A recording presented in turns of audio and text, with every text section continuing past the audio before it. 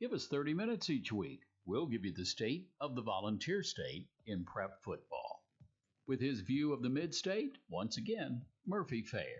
Thanks, Doug. Let's now take a look at mid-state action, again starting in 6A. Blackman plays host to Summit. Williamson County teams have not been so good for the Blaze. I figure Blackman picks up a much-needed win this week against another team from the West, Summit. Coffee County should win at home against Siegel. They're off to a great start. Oakland should win at home against Antioch. Germantown travels to Murfreesboro to take on Riverdale.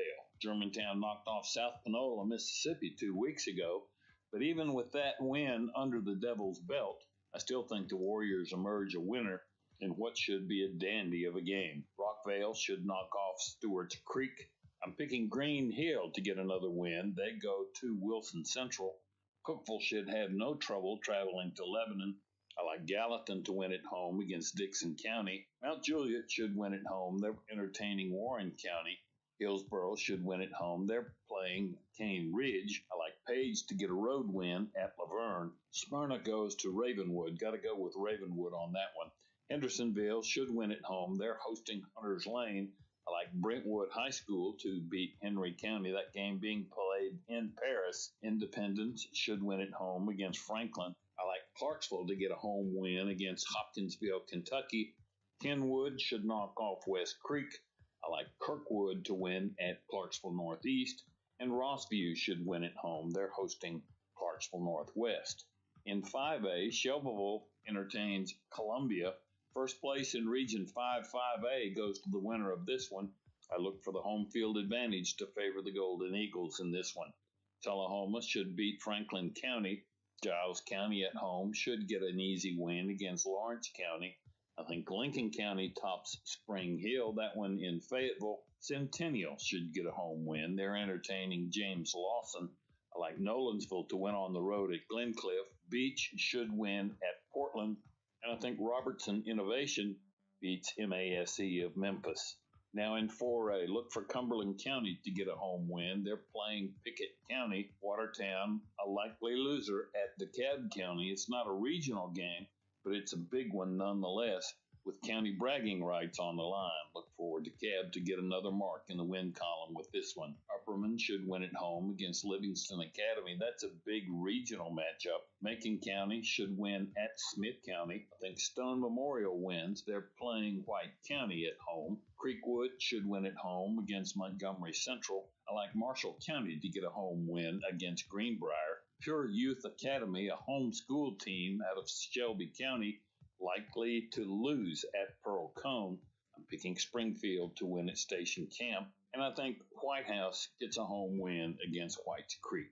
In 3A, only 5 games on the 3A docket this week. I think East Nashville wins at home against Maplewood. White House Heritage should get another win. They go to Cheatham County. Todd County, Kentucky, probably a winner at Stewart County. I think Liberty Creek wins at home against Stratford. And Trousdale County probably wins on the creek bank against Republic. In 2A, a busy schedule here. I think East Robertson wins at home against Sycamore. Jackson County off to a good start. I think they pull off a win at Westmoreland. I like Monterey to win at Clay County. Forest, a probable winner at Cannon County. Grundy County should win at home against Tennessee Heat. I think Cascade wins at home against Community. Marion County, a hot team this year. They win at Fayetteville, I think. East Hickman should win at home against Houston County. I'm picking Fairview to win at Richland. Lewis County should get a home win. They entertain Hickman County. I'm looking for Mount Pleasant to pick up a nice win at home against Harpeth. And finally, I think Loretta gets a win at home against county rival Summertown. In 1A, I'm picking Gordonsville to win at home against Joe Burns. Eagleville should get a nice win at home. They play Collinwood. I'm looking for Moore County to have little trouble with Wayne County. And I think McKenzie wins at home against McEwen. Thanks, Murphy. When we continue, we'll travel to Monroe County to get the latest on Sweetwater. You're listening to Murphy's Matchups. Ball fans, it's Coach Heupel. On the field, our team relies on strength, strategy, and trust. Qualities that make a winning team. Off the field, I look for these same qualities to protect my family and home. That's why I turn to Farm Bureau Insurance of Tennessee, the official insurance of the Vols. Their agents have a game plan for your auto, home, life, or business insurance needs. Protect what's important to you. Join the Farm Bureau team because helping you is what they do best. Get a free quote at FBITN.com. When the arena lights dim for a concert, or when the crowd becomes one at a big game, you can almost feel like you're the biggest fan. But who's your biggest fan? It's the person that will get you home safely after a night of drinking. It's the person who looks out for your life to make sure you leave the stadium with someone sober. This could be a designated driver or someone who offers to get you a ride share. Because in Tennessee, fans don't let fans drive drunk. Brought to you by the Tennessee Highway Safety Office, a division of the Tennessee Department of Safety and Homeland Security. Pay the Order of Hope. Promise. Tomorrow.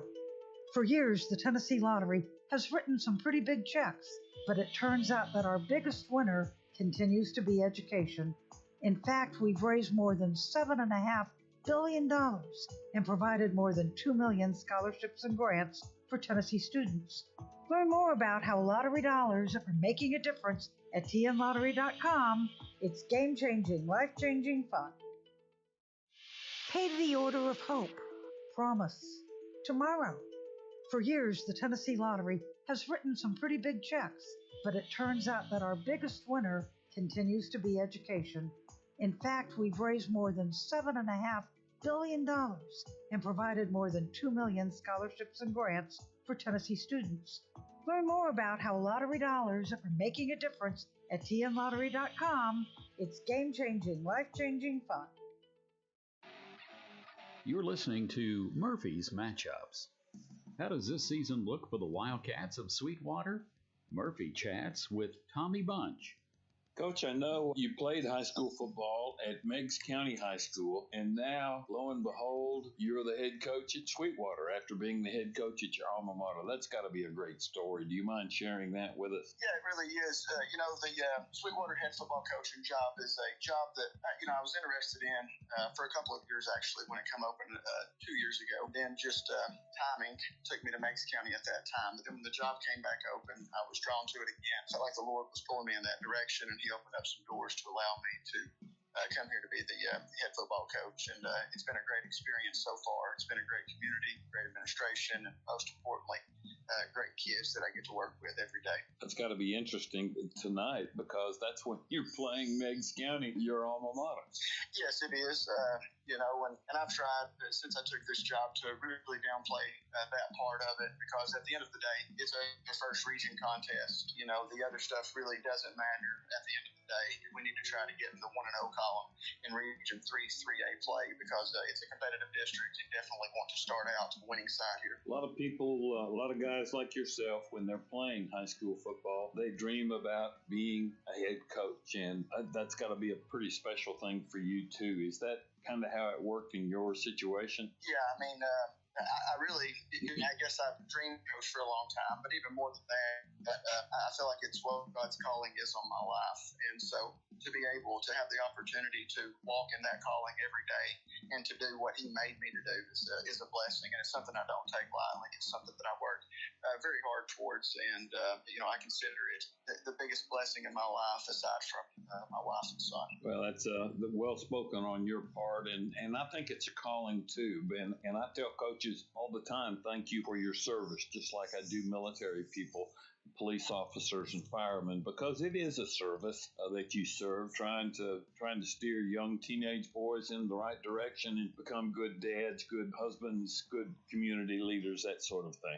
Yes, sir. Tell us briefly what Sweetwater football is all about this year. I know it's got a great history, but the last few years it hasn't been quite the way it was in the 90s when I was doing my magazine. I know Sweetwater nobody wanted to go play Sweetwater. Yeah, that history and tradition is what we're trying to get back here. I think you build that just from hard work and some blue collar work ethic, and those are things that our kids have been willing to do since mid-January. And they worked really hard in trying to do things the right way. But we're trying to rebrand Sweetwater football into what it was, in even the early 2000s, and being that blue-collar, hard-nosed team. Well, I think you're on the right course, and I certainly wish you well.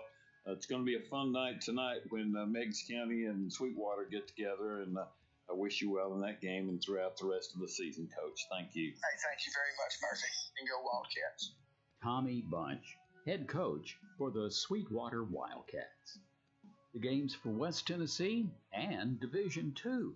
Murphy has it all when we continue on Murphy's Matchups. This is Coach Josh Heupel. In football and life, you need a solid defense to protect what matters most. That's where Farm Bureau Insurance of Tennessee comes in. With a commitment to fast, personal service and local agents who feel like family, Farm Bureau Insurance ensures you're never facing life's challenges alone. Score peace of mind with Farm Bureau Insurance, the official insurance of the Vols. They're more than just an insurance company, they're your line of defense. Get a free quote at FBITN.com. Progressive presents good news, bad news, dumb news, then great news. Good news. While leaning over the fence, your neighbors said you could save money bundling home and auto insurance with Progressive. Bad news. Your neighbor leaned over a little too much and broke your fence. Dumb news. Somehow fence wood is more expensive than wood. Great news. You decide to see if you could save money bundling at Progressive.com and to plant really tall shrubs. Progressive Casualty Insurance Company affiliates and other insurers not available in all states. You're listening to Murphy's Matchups. There's 177 games this week. 106 of those games has teams facing regional opponents. And 10 of those games will be played on a night other than Friday. And now to wrap up his forecast, once again, Murphy Fair. Thanks, Doug. We'll now take a look at West Tennessee action as well as games being played among Division II teams. We'll start at the 6A level. Bartlett at home entertaining Arlington. Bartlett should have no trouble in that one. Douglas visits Collierville. The Dragons are the only regional team that steps out of Region 8 6A this week. I think the Dragons come away with an easy win against Douglas. Houston should win at home against Cordova. And I'm picking Whitehaven to beat White Station. In 5A, only 3 games involving 5A teams in the Bluff City this week. I think Brighton wins at home against Kingsbury. Memphis Central should win on the road. They're at Memphis Overton. And I think Southwind, another home winner, against Munford. In 4A, I think Dyer County beats Chester County. I'm picking Hardin County to win at home against Memphis East. Lexington should have no trouble with Jackson Northside. I'm picking Crockett County to beat Jackson Southside. Look for South Gibson to get a home win against Christian County, Kentucky. Haywood down in Brownsville should have no trouble with Fayette Ware. I like Obion County Central to get an easy win at Fulton County, Kentucky. Millington should win at Craigmont, and I'm picking Melrose to win at home against Kirby. In 3A, Dyersburg entertains Bolivar. Got to go with Dyersburg in that one. Covington, probably a big winner at Scotts Hill. I think Westview, a team that's scoring like crazy, should do the same against Liberty Magnet. I'm picking Ripley to win at home against McNary Central. Bolton should get a win at Wooddale. I like Sheffield to win at home against Hamilton. And Raleigh Egypt should get a win against Lakeland Prep. Now in 2A, Adamsville visits Peabody. I'm going with Adamsville in that one. Milan should win at home against Camden. I'm picking Riverside to have no trouble with Gibson County at all. Memphis Business should win at Tresvant. I think Mitchell gets a home win against Bluff City. And finally, I'm picking Fairleigh to win at home against Oak Haven. In 1A, West Carroll should pick up a win at Perry County. I like Dresden to get a win at home against Halls. That game should be close. Union City should knock off Gleason. I think Greenfield gets a win at home against Humboldt. I like Lake County to win at South Fulton. Westwood to win at home against Manassas. And Middle College to win at home against Middleton. Now in Division II, we'll start with the AAA level. Baylor should win at Lipscomb Academy. Brentwood Academy should win at home. They host Father Ryan. I like Ensworth to win. They travel to Knoxville Catholic. CPA should knock off MBA, and I think McCallie gets a win at home against MUS, a long road trip for the school from Memphis. Out west, I look for Briarcrest to win at home against Ridgeway, and Christian Brothers should have no trouble with Hillcrest. In AA in the East, I'm picking Boyd Buchanan to get a home win against Franklin Christian Academy. I think Knoxville Grace knocks off Christian Academy of Knoxville. Chattanooga Christian should win at Silverdale. I like Knoxville Webb to win against Notre Dame, and West Ridge should beat Lakeway Christian. In the Mid-State, look for BGA to top Davidson Academy. FRA should win at home against Good Pasture, and I think Webb School of Bell Buckle knocks off Pope John Paul II. Out west, Lausanne, probably the team to beat in Memphis as far as Division II AA goes. They should have no trouble with ECS. I think North Point Christian gets a win over Copiah Academy, both of those Mississippi teams. I think St. Benedict gets a home win against Tipton Rosemark. Jackson Christian should win against crosstown rival USJ. And I think St. George's gets a win against Kip of Memphis. In Single A, look for Ezel Harding to win at Cornersville, Friendship Christian to win at home against Franklin Grace, and Lenore City to win on the road at King's Academy. In the Mid-State, a Thursday night game finds DCA at Providence Christian in Murfreesboro. DCA's a pretty hot team, I think, under their new coach, and I think they get a win there. Huntington should win at home against Columbia Academy. Middle Tennessee Christian, the defending state champ, should win at Clarksville Academy. And I'm picking Red Boiling Springs to win at Mount Juliet Christian. Finally, out west, FACS should win at home against Brewston. I think Fayette Academy loses on the road to Trinity Christian. And I'm picking Tupelo Christian of Mississippi to win at home against Harding Academy. Thanks, Murphy. You've been listening to Murphy's Matchups with the guru of Tennessee high school football, Murphy Fair. Murphy's Matchups, made possible by Farm Bureau Insurance and your local Farm Bureau agent. Make sure to support the home team, and we'll be here for you next week when once again it's time for Murphy's Matchups.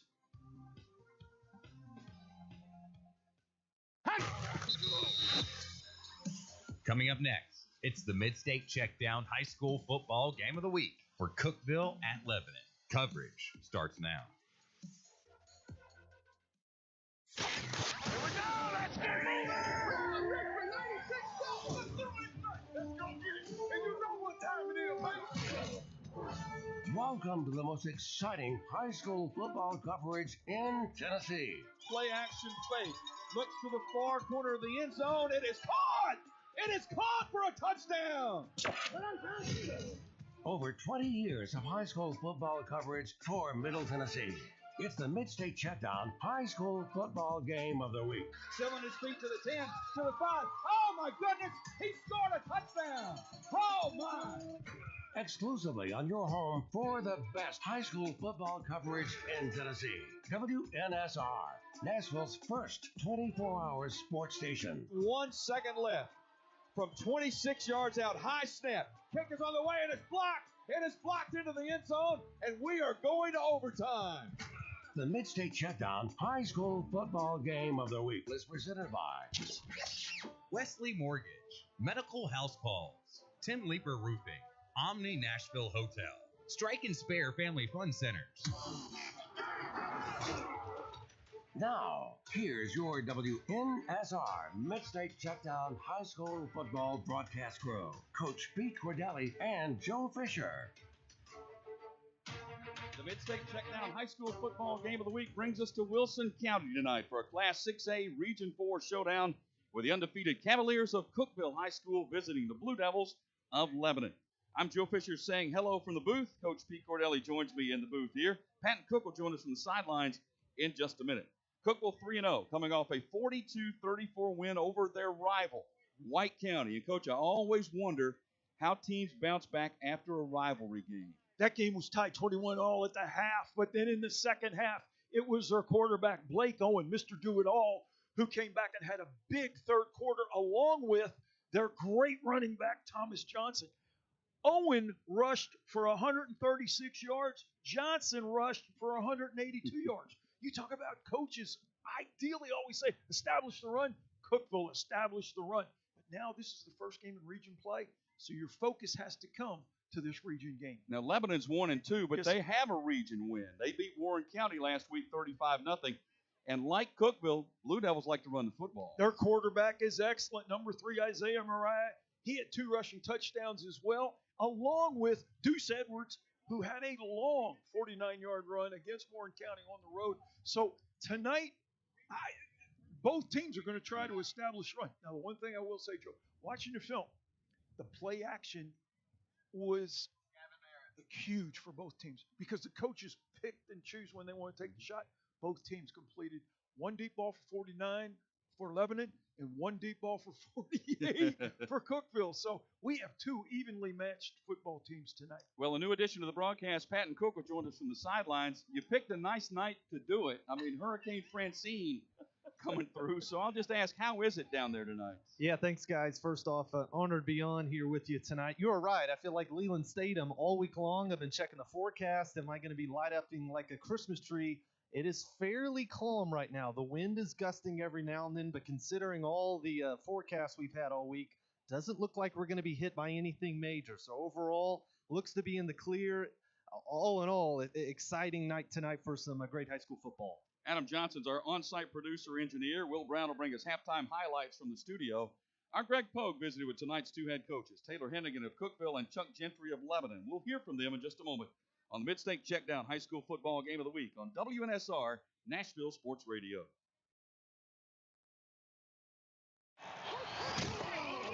Hey, this is Greg Pogue inviting you to come hang out every Saturday morning for 2 hours of shows from the iconic Roy's Meat Service in East Nashville. First at 8 o'clock, 13th season of Prep Football Talk presented by Freeman Webb with co-host Coach Bubba Spears. Then following that at 9 from Roy's, it's the return of One-on-One with Greg Pogue, also presented by Freeman Webb. That's Saturday morning at 8 with Prep Football Talk. And then One-on-One with Greg Pogue at 9, all presented by Freeman Webb from Roy's Meat Service in East Nashville. Are you a victim of the timeshare trap and think there's no way out? I'm Chuck McDowell, founder of Wesley Financial Group, the original timeshare cancellation expert. And I'm here to tell you that there is a way out. All you need to do is give my office a call. I will send you a timeshare exit information kit absolutely free, explaining how the timeshare industry works and your options for cancellation. Call now for your free info kit, 800-328-9696. That's 800-328-9696. When the arena lights dim for a concert, or when the crowd becomes one at a big game, you can almost feel like you're the biggest fan. But who's your biggest fan? It's the person that will get you home safely after a night of drinking. It's the person who looks out for your life to make sure you leave the stadium with someone sober. This could be a designated driver or someone who offers to get you a ride share. Because in Tennessee, fans don't let fans drive drunk. Brought to you by the Tennessee Highway Safety Office, a division of the Tennessee Department of Safety and Homeland Security. School sports are played by humans, coached by humans, and officiated by humans. So the next time you're sitting in the stands at a school athletic event, please remember this and maintain your humanity, especially when it comes to judging and critiquing athletes, coaches, and officials. Please show your fellow humans some respect. They'll appreciate your empathy. This message presented by the TSSAA and the Tennessee Interscholastic Athletic Administrators Association. Man, I loved playing high school sports growing up.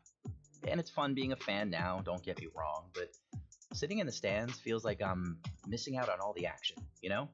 I wanted to get back in the game, so I signed up to be a high school official.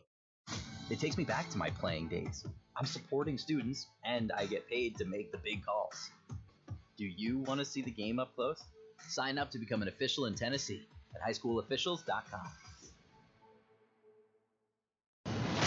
Hello, this is Greg Pogue inviting you to join Albert Dawson and me for the Tennessee State Tigers football game broadcast this coming Saturday night for the annual Southern Heritage Classic at the Liberty Bowl against HBCU rival Arkansas Pine Bluff in a series dating back to 1923. The Tigers open the season with an impressive win over Mississippi Valley State, and they hope to bounce back Saturday from that loss at North Dakota State. That's Tennessee State versus Arkansas Pine Bluff right here on Nashville Sports Radio, WNSR. Pre-game show at 5:30 and kickoff at 6. You're listening to WNSR's MidState Checkdown High School Football Game of the Week. Here's Joe Fisher and Pete Cordelli. Joined now by Cookeville coach Taylor Hennigan. Coach, how you doing? I'm good. Thank you for having me. Well, thank you. 3-0 start, but now we get into the business of region play. Tell me about your team so far. Yeah, good start. Obviously, a couple games that have been, a local rivalry game last week. That was a big game over White County, and a game that we lost last year to kick off the season versus Stone Memorial. So good to win both of those. Played well, relatively well for early in the season, but there's a lot to improve. There's a lot to hopefully that we're going to clean up and get better as we open region play. When I look at your team, give me some your base offense, your base defense, just some of the things you want to get done. Yeah, we pride ourselves, I think, physicality on both sides of the ball. Offensively, we're going to run the football. We do that in a lot of different ways. A quarterback run game is important, but we've got a couple backs that we like to feature as well, Thomas Johnson being the main one. And we do think we have some receivers that we can stretch the field with. So I would say multiple, but certainly more of a power running game. Try to be aggressive defensively, but we really kind of try to tailor our defense to what we're playing each week. Rain could be in the forecast. How do you approach that with your team? You may get wet tomorrow night. A lot of teams may get wet tomorrow night. Yeah, not something that we've dealt with a whole lot this preseason or this season. Maybe a couple practice days. It was rainy. We practiced mostly on turf and played mostly on turf at home. So the grass field, the rainy field, something that we'll have to deal with, I think, early in the game. But hopefully, as we get going, that's not really a factor. Just one thing for us is just trying to put our guys in that situation a little bit this week. We practiced on the grass. We've tried to do some wet ball drills, and this afternoon may get a little wet here in a little bit. So I kind of hope it does to prepare us for tomorrow night. When you look at Lebanon, what do you have to do to be successful? Well, Lebanon, in my opinion, has always been the most prepared team to play against in our region. Regardless of personnel, Coach Gentry has done a phenomenal job each week, kind of retooling his team to put a really good game plan together in all three phases. The first thing that I've noticed every year, the special teams are the best that we'll face, just from a schematic standpoint. The culture of special teams that they coach and the impact that they have, both returning the football and blocking kicks, is second to none that I've seen. And that's something that is a big emphasis in our program and something that we see as a challenge. But they've done a phenomenal job there, and that typically special teams are typically a reflection of the culture and the coaching staff. So a challenge in that, and I think that goes overlooked most of the time. But for us, certainly a lot of respect for the job that he's done. They always seem to have a couple dynamic playmakers. This year is no different. The quarterback is crafty, athletic, and throws the ball well. So we've got our hands full. We will not take them lightly. And we know we're going to have to play really well to win the game. Now joined by Lebanon coach Chuck Gentry. Coach, how you doing, man? 1-2, but the one you got was the 35-0 and the region win over Warren County. And your defense played lights out. 22 yards rushing allowed on 18 attempts, forcing 3 turnovers, blocking a punt. Let's start on that side of the ball. I think you like what you're getting done over there. Well, we were much better last week than we were the first 2 weeks for sure.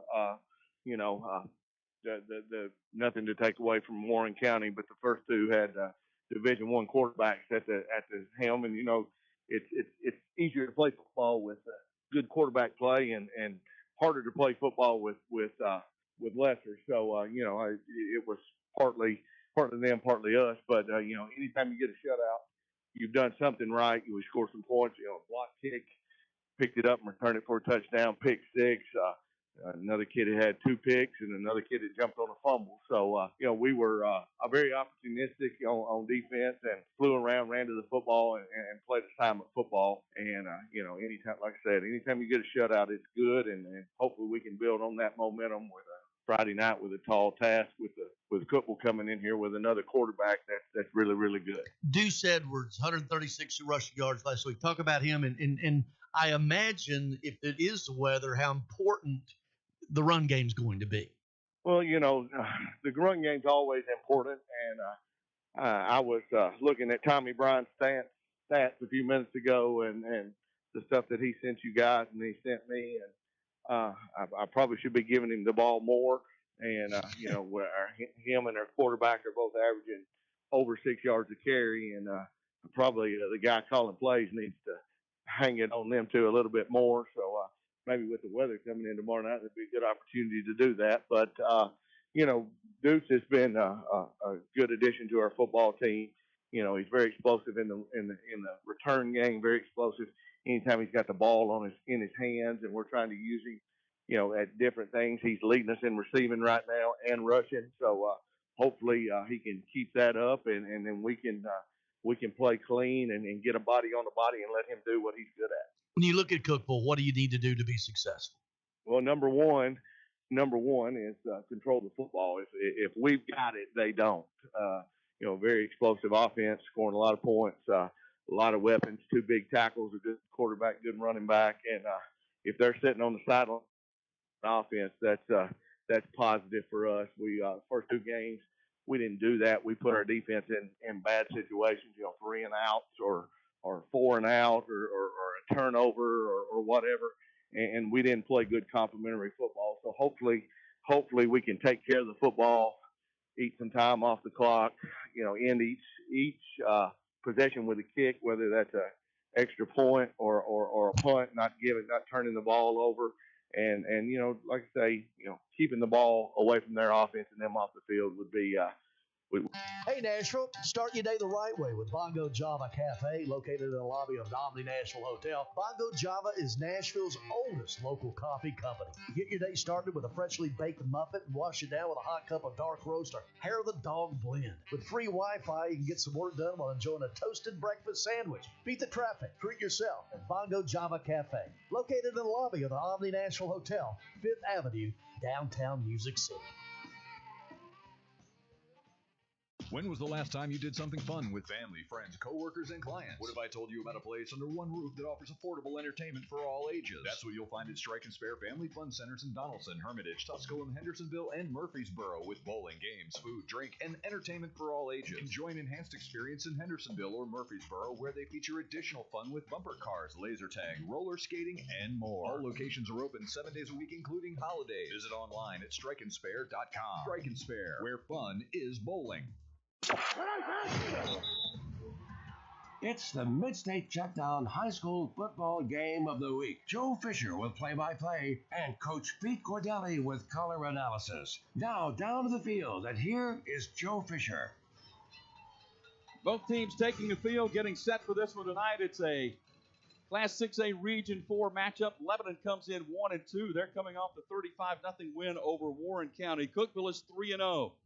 Had a couple of relatively easy games, Stone Memorial and Pure Academy. Then they knocked off rival White County 42-34 in their last outing.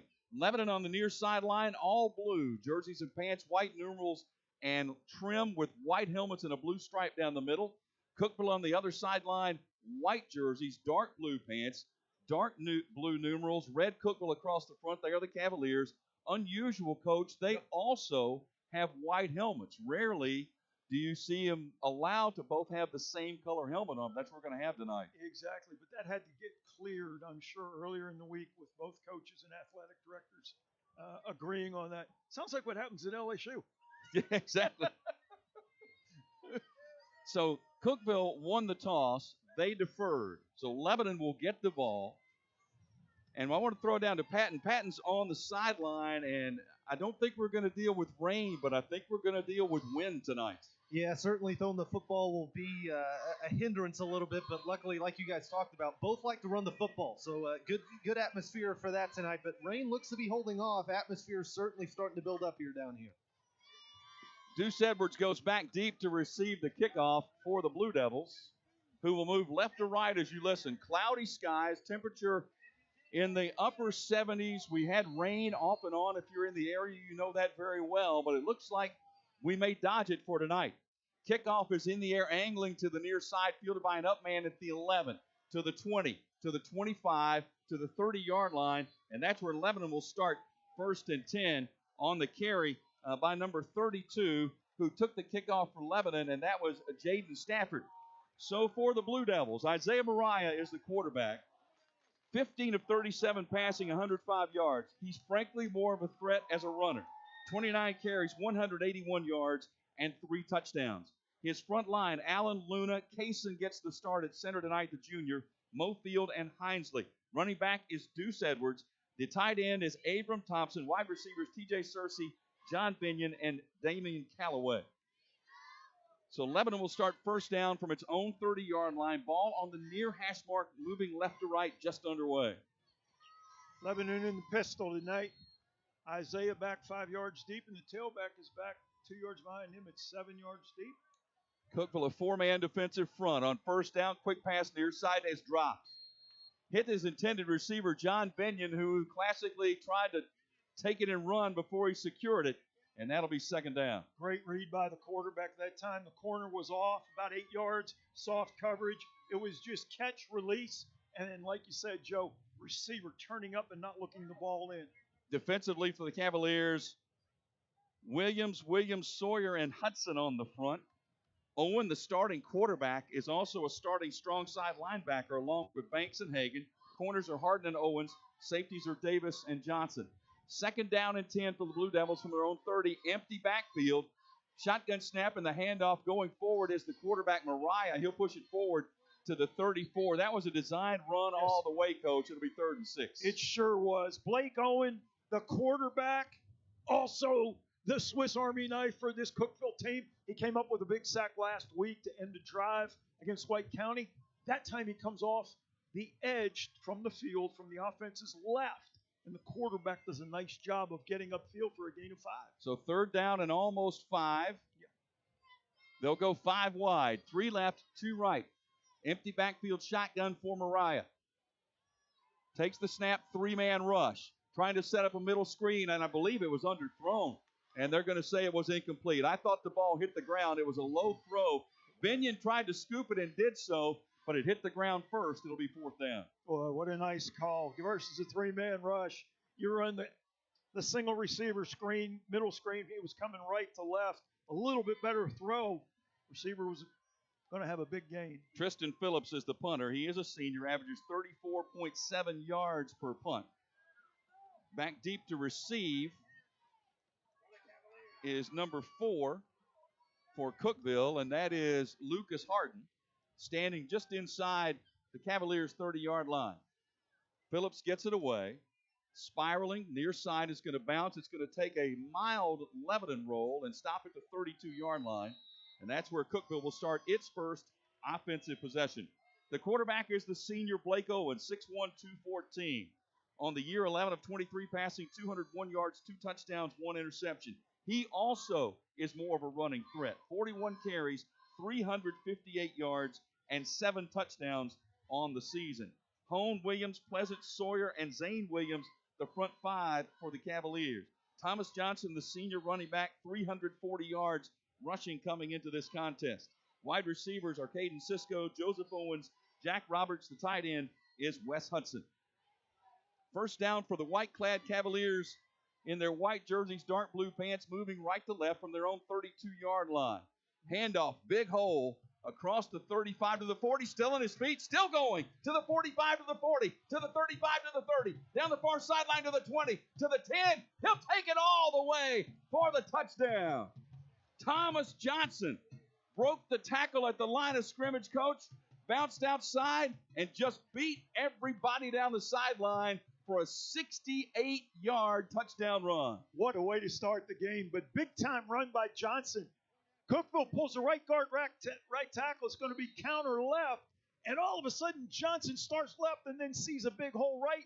He breaks 2 tackles and then turns on that extra speed, finds that extra gear down the right sideline. First play from scrimmage, touchdown, Cookeville. Alonzo Sanchez Cantu on for the extra point. And he drives it up and good. Didn't take long.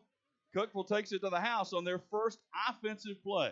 This guy had 182 yards rushing last week. He's well on his way. Yes, he is. 10:43 to go, opening quarter. It's Cookeville 7, 11-0 on WNSR and Nashville Sports Radio. Hey, the next time you need urgent care, instead of sitting in a dreaded waiting room, call Medical House Calls to give you the care you need in the comfort of your home, office, or wherever you are. Medical House Calls treats everything an urgent care can and provides a variety of preventative healthcare services, including IV therapy, NAD, and a cutting-edge weight loss program that is proven to work. Medical House Calls delivers the highest quality care for children, adults, and seniors. Scheduling appointments is super easy. Go to medicalhousecalls.com, medicalhousecalls.com, and click on Schedule an Appointment. It's that easy. Medical House Calls. The nearest clinic is where you are. Hey, this is Greg Pogue of the Greg Pogue Show. Now back to the action in the MidState High School Checkdown Game of the Week with the voice of high school football, Joe Fisher. Some of the fans barely got to their seats here at Danny Watkins Stadium in Lebanon before Thomas Johnson took it to the house. Unofficially 68 yards for the touchdown. And just like that, Cookeville out to a quick 7-0 advantage, and now they kick the ball away. Fielded at the 10, it's dropped. It's bobbled back to the 5-yard line. Now just going to try to scoop it and get what he can, and it's nothing. He is shut down at the 5-yard line. Great coverage by Cookeville. Actually took him all the way back into the end zone, and that was for Lebanon. That was Damian Calloway who bobbled the kickoff. And, Coach, once you do that, all the timing is disrupted. Then you just try to cover up and not give the ball away. Don't run backwards. Please just put your foot in the ground, get what you can get, fall down, and give your offense a chance to get going. Instead, Lebanon will start from its own 5-yard line. Wow. Not quite a minute and a half gone in this one, and already Cookeville is on the board. All right, plenty of time. See if they can get a drive going here. They'll go with a pistol formation. Mariah, the quarterback, standing on the goal line. Deuce Edwards behind him. And Edwards will take the handoff. He'll bounce it to the right. He's going nowhere. Boy, he's snowed under. Good defense penetration there. And that was William Sawyer leading the way on that defensive front. No gain on the play. And Evan Banks, the middle linebacker, reads it, gets downhill from his mic position. He's right over the center, comes down to his left, and holds that to no gain. Now, Edwards played at Mount Juliet last year. Transferred here to Lebanon, and Patton's going to give us an update on him in just a minute because if you've been in this area for a while, you remember the name Edwards, and you'll know why in just a second. Mariah swings it near side, caught by the wide receiver. Boy, nowhere to go. In fact, lost a couple of yards on the play, on the reception. That was Binion with the catch, and that was shut down by Coulter Hagan, the linebacker. Patton, Edwards, a familiar name. Sure is. Scooter Edwards, his dad, a all-time great running back in the state of Tennessee, was a DCA alum, my alumni as well, ran for over 2,000 yards his senior year, two-time Mr. Football, and really happy to see his son perform at the highest level here. He's got D1 speed, guys. Well, he's not getting a chance to get out. This Cookeville defense has totally shut down the Blue Devils so far. They missed a good opportunity in their opening drive. They're facing a 3rd and long here. It's 3rd down and 12 from their own 3-yard line. Give them the delay. Edwards tries a little room to the 5, breaks the tackle to the 10. Hit it to 15. He may have a first down. I think he does. Boy, that was tremendous effort. Basically found a little room up the middle. I think the play was supposed to go left, Coach. Yep. He cut it back up the middle and got the first down. Nice call, a draw. Quarterback goes back, sets up like he's going to pass. Everyone drops, hands the ball off. Edwards, excellent vision and burst. And second effort to get the first down and get out of the shadows of your goal line. Yeah, gave him a little operating room there, moving it out to the 15-yard line. So give Edwards credit for 12 yards on that carry. 2 receivers split left, pistol formation once again for Mariah with Edwards behind him. Mariah hands off. Edwards tries to cut this one back to the middle. He's not going to get very far. Well, he was nailed that time. First contact made there by number 7, Wes Hudson, and then William Sawyer came in to finish it off for a short gain. Going to be an inside zone play to the left. All the linemen step with their left foot. They're trying to create a seam, but there was pressure from the Cookeville defense, forced Edwards to cut it back. What vision! And he plants that left foot in the ground and gets upfield. Nice run. Boy, Pat, and I'm watching Jason Case in the center, and he's hobbling. He's coming off the field. Yeah, he certainly is. Looked like he's going to try to give it a go. Head coaches told him to get off the field. They got a substitution now at center. Let's see who's going to go in. 55, I believe. Well, let's see. No, I was wrong. No. And now I think Lebanon's going to take a timeout. I believe it was 66, wasn't it? 50's coming in here. Yeah, they're going to move Luna over from the left guard spot. This is one of those things, Coach, you got to cross-train. Yeah, you got to have guys that can play 2 or 3 different positions on the line. Yeah, and you know what, Joe? In college, as you well know, you're limited in your travel when you go on the road in conference games. So if somebody gets banged and has to come out, banged up and has to come out, you have to adjust guys. But in high school now, it's getting to the point you have to cross-train. The guards have to be centers, be able to snap the football, but even some tight ends will move in there as well. More tonight's hometown sponsor, Tim Leeper Roofing. Our thanks to Tim Leeper. Got a nice sign right here on the fence, right in front of us here, near the 50-yard line. He'll be happy about that. Longtime supporter of athletics here in Lebanon and Wilson County in general, and certainly a long-time advertiser here on WNSR. You were right at 66, the center. 66. So the center is Mofield. They moved the right guard over to the center position. This will be the 5th play of the drive for the Blue Devils. 7:43 to go first quarter. Cookeville leading 7-0. High snap. Mariah is going to roll right, try to throw. Finds a man in the flat, caught at the 20 and out of bounds at about the 22-yard line. The reception, Damian Calloway, his 5th catch of the year. Calloway came in motion that time. He was lined up on the left in the slot, comes across right to left.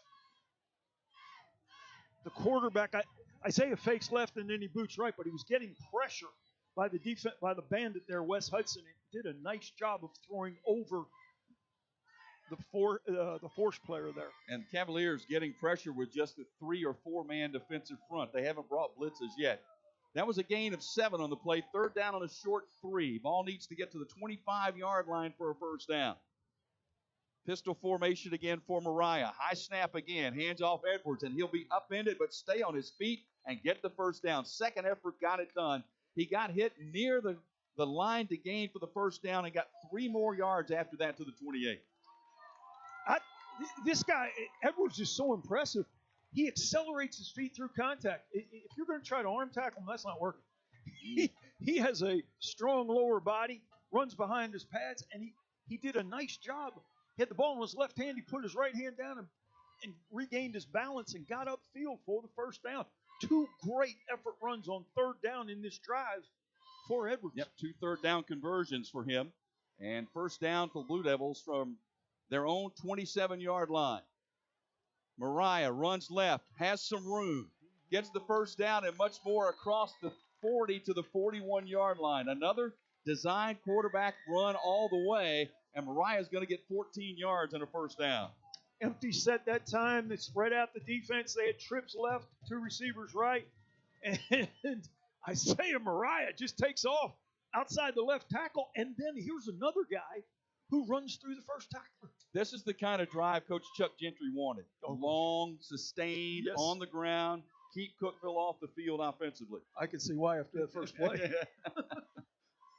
Empty backfield in the shotgun. Mariah is going to go right up the gut. Big hole across midfield and another first down. Mariah just going north and south, pushes it into Cavaliers territory to the 48-yard line. I'll tell you, Mofield runner moving over to center. That time he stepped to his right, got to the second level. He kind of hand-checked the down lineman and then got up on the Mike linebacker and created separation. Nice job by Blake Mofield at center. 4 first downs on this drive that started from the 3-yard line. The ball is now in Cookeville territory at the 48. 1st and 10. Pistol formation. Quick pass, far side, caught a little hookup near the sideline at about the 44 and run out of bounds after a gain of about 5. Just kind of taking what the defense gives them there, Coach, and a nice gain of 5 yards on the reception by T.J. Searcy, his first catch. RPO that time. The left guard pulled like he was going to come around and lead up on the backer. But Isaiah sees the corner again, off coverage, soft coverage, just raises up, hits the receiver. That's a sight adjust pass. You sight adjust to what the defense is giving you, and gain of 4. This is the 10th play of this drive for Lebanon. 2nd down and 6 from the Cookeville 44-yard line. Wideouts to each side, pistol formation. Handoff Edwards. Tries to weave through traffic. This time, not much. Maybe a yard. Actually, second effort might get him 2 down to the 42-yard line. That'll bring up 3rd down and about 3 on the play. Nick Johnson, the linebacker, with the tackle for the Cavaliers. Nick Johnson in there for Blake Owen that time does a very nice job of reading the football, going to his left, and then he gets downhill to hold that to a 2-yard gain. Well, they've converted a couple of 3rd downs on this drive. This is a 3rd and 4 for the Blue Devils from the Cookeville 42-yard line. Blitz is coming. Handoff. Edwards pushes forward. He's close. He lands at the 38-yard line. It's going to depend on the spot, and they're going to give him credit for another 1st down. This guy is always falling forward. I mean, he does such a great job. Again, third down conversion by Deuce Edwards in this drive.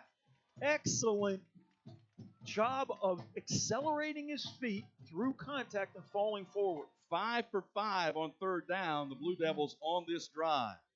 This will be the 12th play of the drive, and the clock continues to run. 3:55 to go in this opening quarter. Cookeville leading 7-0.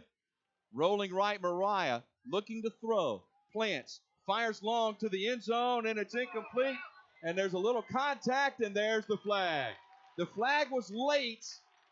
It took him a second to get it out of the belt, but they're going to call interference on coverage on Jack Roberts, the senior, and that'll be 15 and a 1st down for the Blue Devils. John Binion is the intended receiver. He drives up 10 yards, stutters. It's a stop-and-go route. Double move.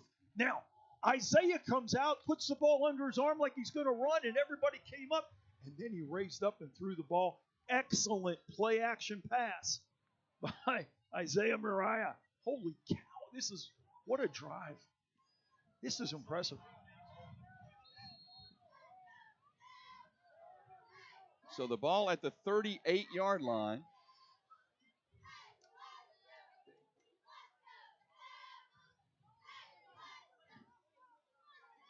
First down for Lebanon. 3 wide left, 1 right. Offset eye.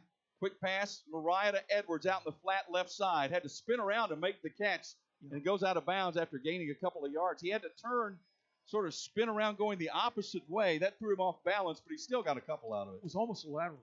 Yeah, the quarterback threw the ball so far behind Edwards, but nice catch. Hey, he turned something that was possibly a negative yardage play into a positive gain. And he got 5 yards out of that. 2nd down and 5. Ball spotted at the Cookeville 33.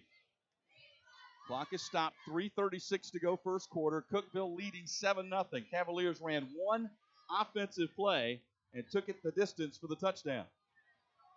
Pistol formation, high snap, gets away from Mariah. He's going to be dropped for a loss all the way back to the 43 and was lucky to get it back. Hudson shot through the bandit. He was the first to make contact. Coach, there have been a couple of high snaps here. They had a substitute at center. That one got away from Mariah. And the thing that we did not see is when they moved over the guard, Blake Mofield, to center, he didn't take any warm-up snaps. He just did it cold. And so, again, pressure situation, and you have a tendency, you want to get on your block so quick. The ball, as you snap it, your fingers come up, and it causes the ball to go high in a shotgun snap. Lost back to the 42-yard line, so that brings up 3rd down and about 14 for the Blue Devils. Shotgun, empty backfield. Blitz is coming. Mariah, they set up the screen up the middle. Pass is caught, but tackled well shy of the 1st down. Really good recovery by the Cavaliers to make the tackle at the 39. And now decision time for Coach Gentry in Lebanon. It's 4th and 11. The ball at the 39-yard line. I got a feeling they're going to go for it on 4th down. Well, now looks like we're looking at they're going to send the punter out here. If it was 4th and half that. I think he would have gone for it. Yes, I agree with you. So a 15-play drive, barring a big play here, is going to come up empty. It's a shame. You work so hard to get the ball to this position on the field, and then the bad snap set you back. Phillips, punt. Harden's going to let it bounce. It bounces right in the middle of 3 Lebanon players and trickles across the 10 down to the 9-yard line. So the Blue Devils succeed in running a lot of time. They run it down to 1:54 left in this opening quarter. They ran a 15-play drive, but nothing to show for it. Now, what are the odds here, Coach, that the first play is a handoff to Thomas Johnson? 99 and 9/10%, I believe. They started the opening drive. They handed it to him. He took it 68 yards for the touchdown. It's going to be a counter play to the left. A right guard, right tackle pulled. Johnson started left, saw a big hole to the right, cut it back, broke 3 arm tackles, and showed an extra burst of speed down the right side. That's his longest run of the year. His previous long was 45. He's over 400 yards rushing for the season. High snap. Owen's just going to keep it and get what he can. He moves it forward for about 4 or 5 yards, close to the 15. That was another high snap, and I think he just abandoned looking for anybody else and said, let me just go forward with it. I agree. He had Johnson coming across in motion, who was in the slot, coming right to left. Looked like he might have wanted to get to him on a speed sweep type play, but he made the right decision. Got 5 yards out of it. 2nd down and 5. Inside the final 90 seconds. And now an official's timeout. I believe this is going to be another one of those equipment violations, and they're sending number 1 off the field, and that's Johnson. We've seen one every week. We've had one every week. Yep, we have. Guys got to put their knee pads in now. 2nd and 5. Early movement, contact on the line of scrimmage. Now let's see. Number 0, that was Quentin Moore that came across for the Blue Devils. Was he drawn off? And I don't think so. I think it's going to be encroachment, and that's probably enough for a first down. Yes. Yeah, it is. I thought it was. They took their time, but it was. They did.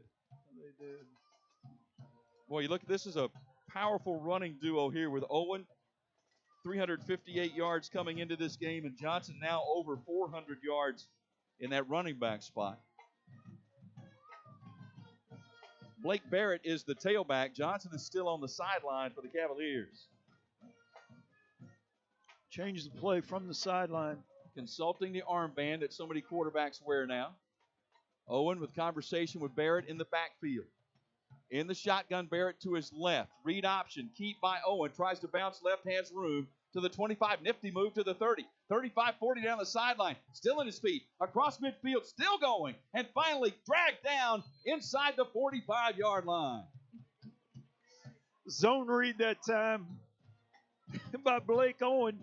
The running back was on his left. Running back comes across left to right. The defensive end closes. Owen keeps it around and does a great job of yards after contact for another explosive play out of this Cookeville offense. Huge gain to the 44-yard line of the Blue Devils. 22 seconds left in this opening quarter. Play coming in from the sideline. There's about again. a 4-second difference in the game clock and the play clock. Play clock is at 5. Snap to Owen. Quick pass far side caught at the 45. Wrestled down at the 40-yard line on the quick reception there. And that was number 27. That was Andrew Winnett, the senior, with his 2nd catch of the year on the final play of the opening quarter. Pretty quick first quarter thanks to the Blue Devils' long drive, but they are scoreless. It's Cookeville 7 and Lebanon nothing on WNSR Nashville Sports Radio. Hello, this is Greg Pogue. The first time I met Tim Leeper, owner of Tim Leeper Roofing, I didn't know I needed a roof on my home, but I recalled meeting Tim as a huge supporter of Hope Hines' annual charity golf tournament, and upon further research at timleeperroofing.com, that his long-based MidState company was a former recipient of Roofing Contractor of the Year in Tennessee. Now in these trying times, we all should seek a comfort level personally and professionally. So if you have roofing issues, either residential or commercial, I recommend Tim Leeper Roofing. Please give them a visit at timleeperroofing.com. I love playing sports, especially for my school. And that's because school sports are special.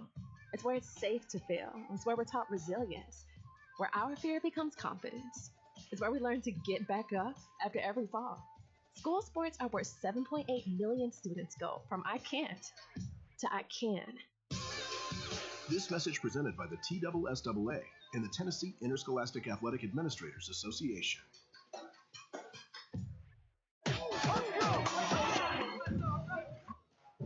Welcome back to the MidState Checkdown High School Football Game of the Week. Here again, Joe Fisher and Coach Pete Cordelli. Second quarter underway. Read option. Owen still on his feet. He may go. 25, 20, 15, 10, 5. Touchdown, Cookeville. He made the right read, Coach.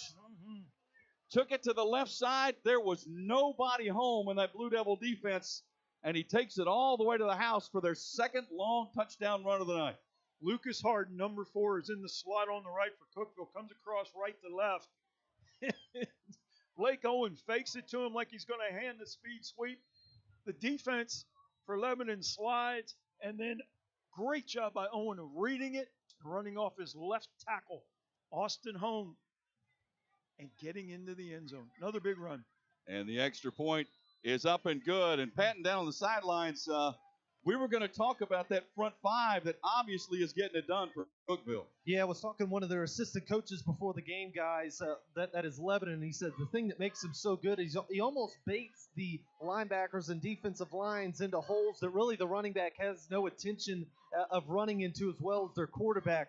Such a strong group up front. And really, one thing you can always know about a group is when you know a team is going to run the football and they still do it at such a level that Cookeville does, you know it's those big hogs up front. Well, it's one of the things you look at when you start putting your chart together. You look at Cookeville's front five: senior, senior, senior, senior, junior, and the junior is the largest of the bunch at 6'4" and 272. No question. That's the left tackle. That's where they ran. That's where they ran the football that time. So, it's not so much about plays. It's players. Players, that's right. Yeah, it's that Jimmy's and Joe's. So, but I'll tell you what, Austin Hone, the left tackle, 6'4", 272, did a great job on that play, creating a seam for his quarterback, Blake Owen, to get the ball to the end zone. 2 big runs by Owen in that drive. So Jaden Stafford and Deuce Edwards back deep to receive the kickoff as Cookeville has jumped out to a 14-0 advantage. This is a short kickoff down the far side. Stafford fields it at the 20, to the middle of the field, 25. At the 30, still on his feet. Cuts it to the right, still going. To the 40, finally dragged down shy of midfield. Football came loose. Cookeville says they have the football. Cookeville says they've got it, and I believe they do at the 47-yard line. Cavaliers recover. Wow. You got a guy trying to get some extra yardage there, really made a good return, and then the ball gets knocked out from behind. As he was cutting back from left to right, a defender from Cookeville came in and punched the ball out in front of the Cookeville sideline there. Now, I know this is not Cookeville's game per se, but this is one of those situations, the quick turnaround, little play action, go long, try to strike and just build a 3-score lead early. Let's see what they opt to do. They've had a lot of success running the football so far. And now a whistle and a penalty flag. That's most likely motion. 2 men moving on Cookeville, so that's going to back it up 5 yards. Looked like Wes Hudson, the tight end, was lined up on the right, came across, and he was trying to reset on the left, but he leaned forward into the neutral zone there. That was an easy call for the official. They scored Cookeville scored 42 points against White County. Owen threw 8 passes. 4 for 8. 68 yards, 1 touchdown. But again, Owen ran for 136 yards. Johnson ran for 182. That explains it. They didn't really have to throw it that much. Yes, sir. 1st and 15.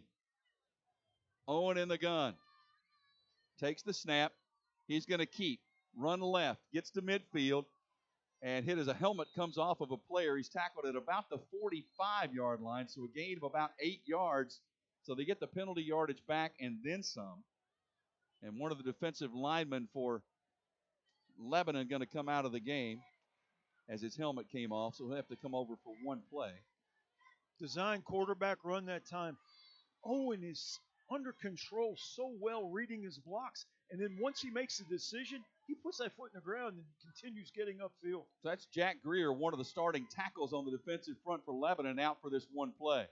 Trying to bounce it outside is Johnson. He's not going to get anywhere. Boy, good pursuit. First contact by Austin Harrison, who blew that play up, and actually a loss of a couple of yards. And then Jordan Jewell, the strong safety, comes in and finishes off the tackle, but excellent pursuit that time by the Lebanon defense. So now 3rd and 10 for the Cavaliers. 10:45 to go in this first half. Cookeville leading Lebanon 14-0.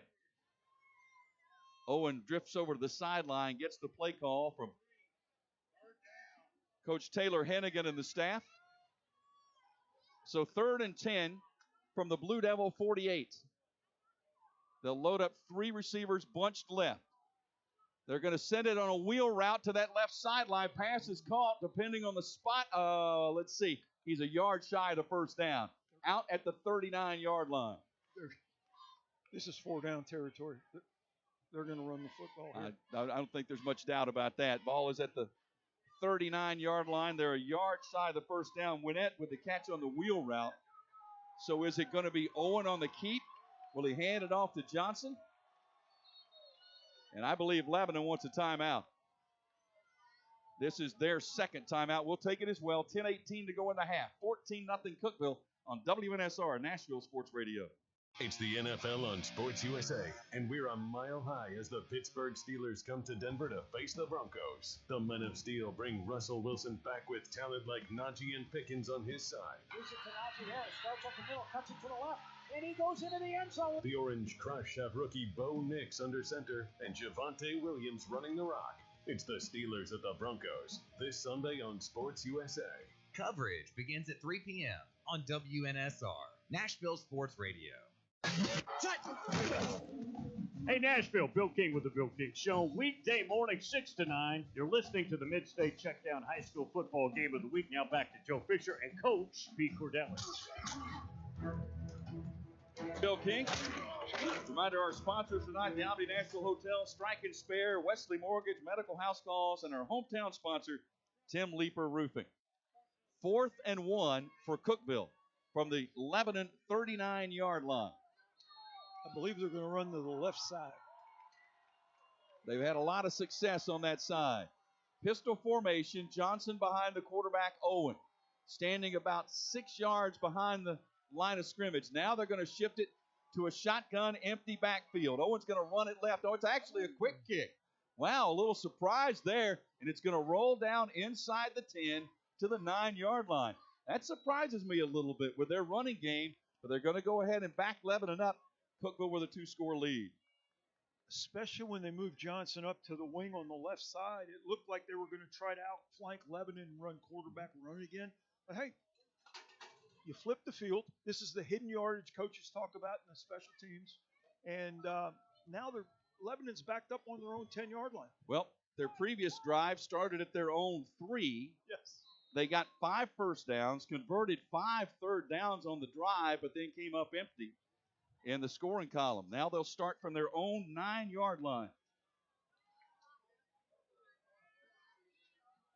Mariah at quarterback bobbles the snap. Now he's just going to turn and go forward and get maybe a yard, and that's about all. That was another relatively high snap, Coach. They're having difficulty with that. It was almost went over his head, and you could see Deuce Edwards, the running back, anticipating a handoff there. But Mariah makes the right decision to not try to hand it off and have it be a possible turnover. It is Mofield, who was the starting right guard, handling the center duties after Kaysen was injured. 2nd and 10. Pass to the near side, caught at the 10 to the 15, out of bounds. It will be, let's see, about 2 yards shy of the first down on the reception by T.J. Searcy, and that brings up 3rd and short. Guys, Kaysen, the starting center right now, no shoulder pads on right now, does not have his helmet. His left shoe is currently off as well. Does not look like he will be entering the game. Thank you, Patton. You could tell the way he was hobbling coming off the field that that was going to be a problem for him. He was going to try to give it a go, but just there was no way. Unfortunate for the young man. Gave great effort to start. 3rd and 1 for the Blue Devils. They will go from the shotgun empty backfield. Run blitz coming. trying to get outside Mariah. He will. He'll get the first down across the 20 to the 25-yard line. He made the first man miss. Jordan Arce is the one that finally brought him to the ground, but that'll move the chains. Another third down conversion for the Blue Devils. As Isaiah was trying to turn upfield on the left side, TJ Searcy, a wide receiver, comes back and knocks the corner for Cookeville out to create the running lane to allow Isaiah to get up the field and get the first down. Excellent effort by Searcy, the wide receiver. Moves it to the 26-yard line. You like to see those wide receivers block. Yep, I know you do. 9 minutes left first half. Wideouts to each side, shotgun formation. Mariah fires near sideline. Boy, that was caught at the 35. That was the best pass of the night. It's for almost 10 yards on the reception right on the sideline by Callaway. That was thrown on a rope. That was a good pass. That was excellent. Cookeville with a three-man rush. They're going 3-5-3 right now. They're dropping 8 in coverage. But the corner is playing off so far. Isaiah steps into that throw to his left, puts it right on the numbers.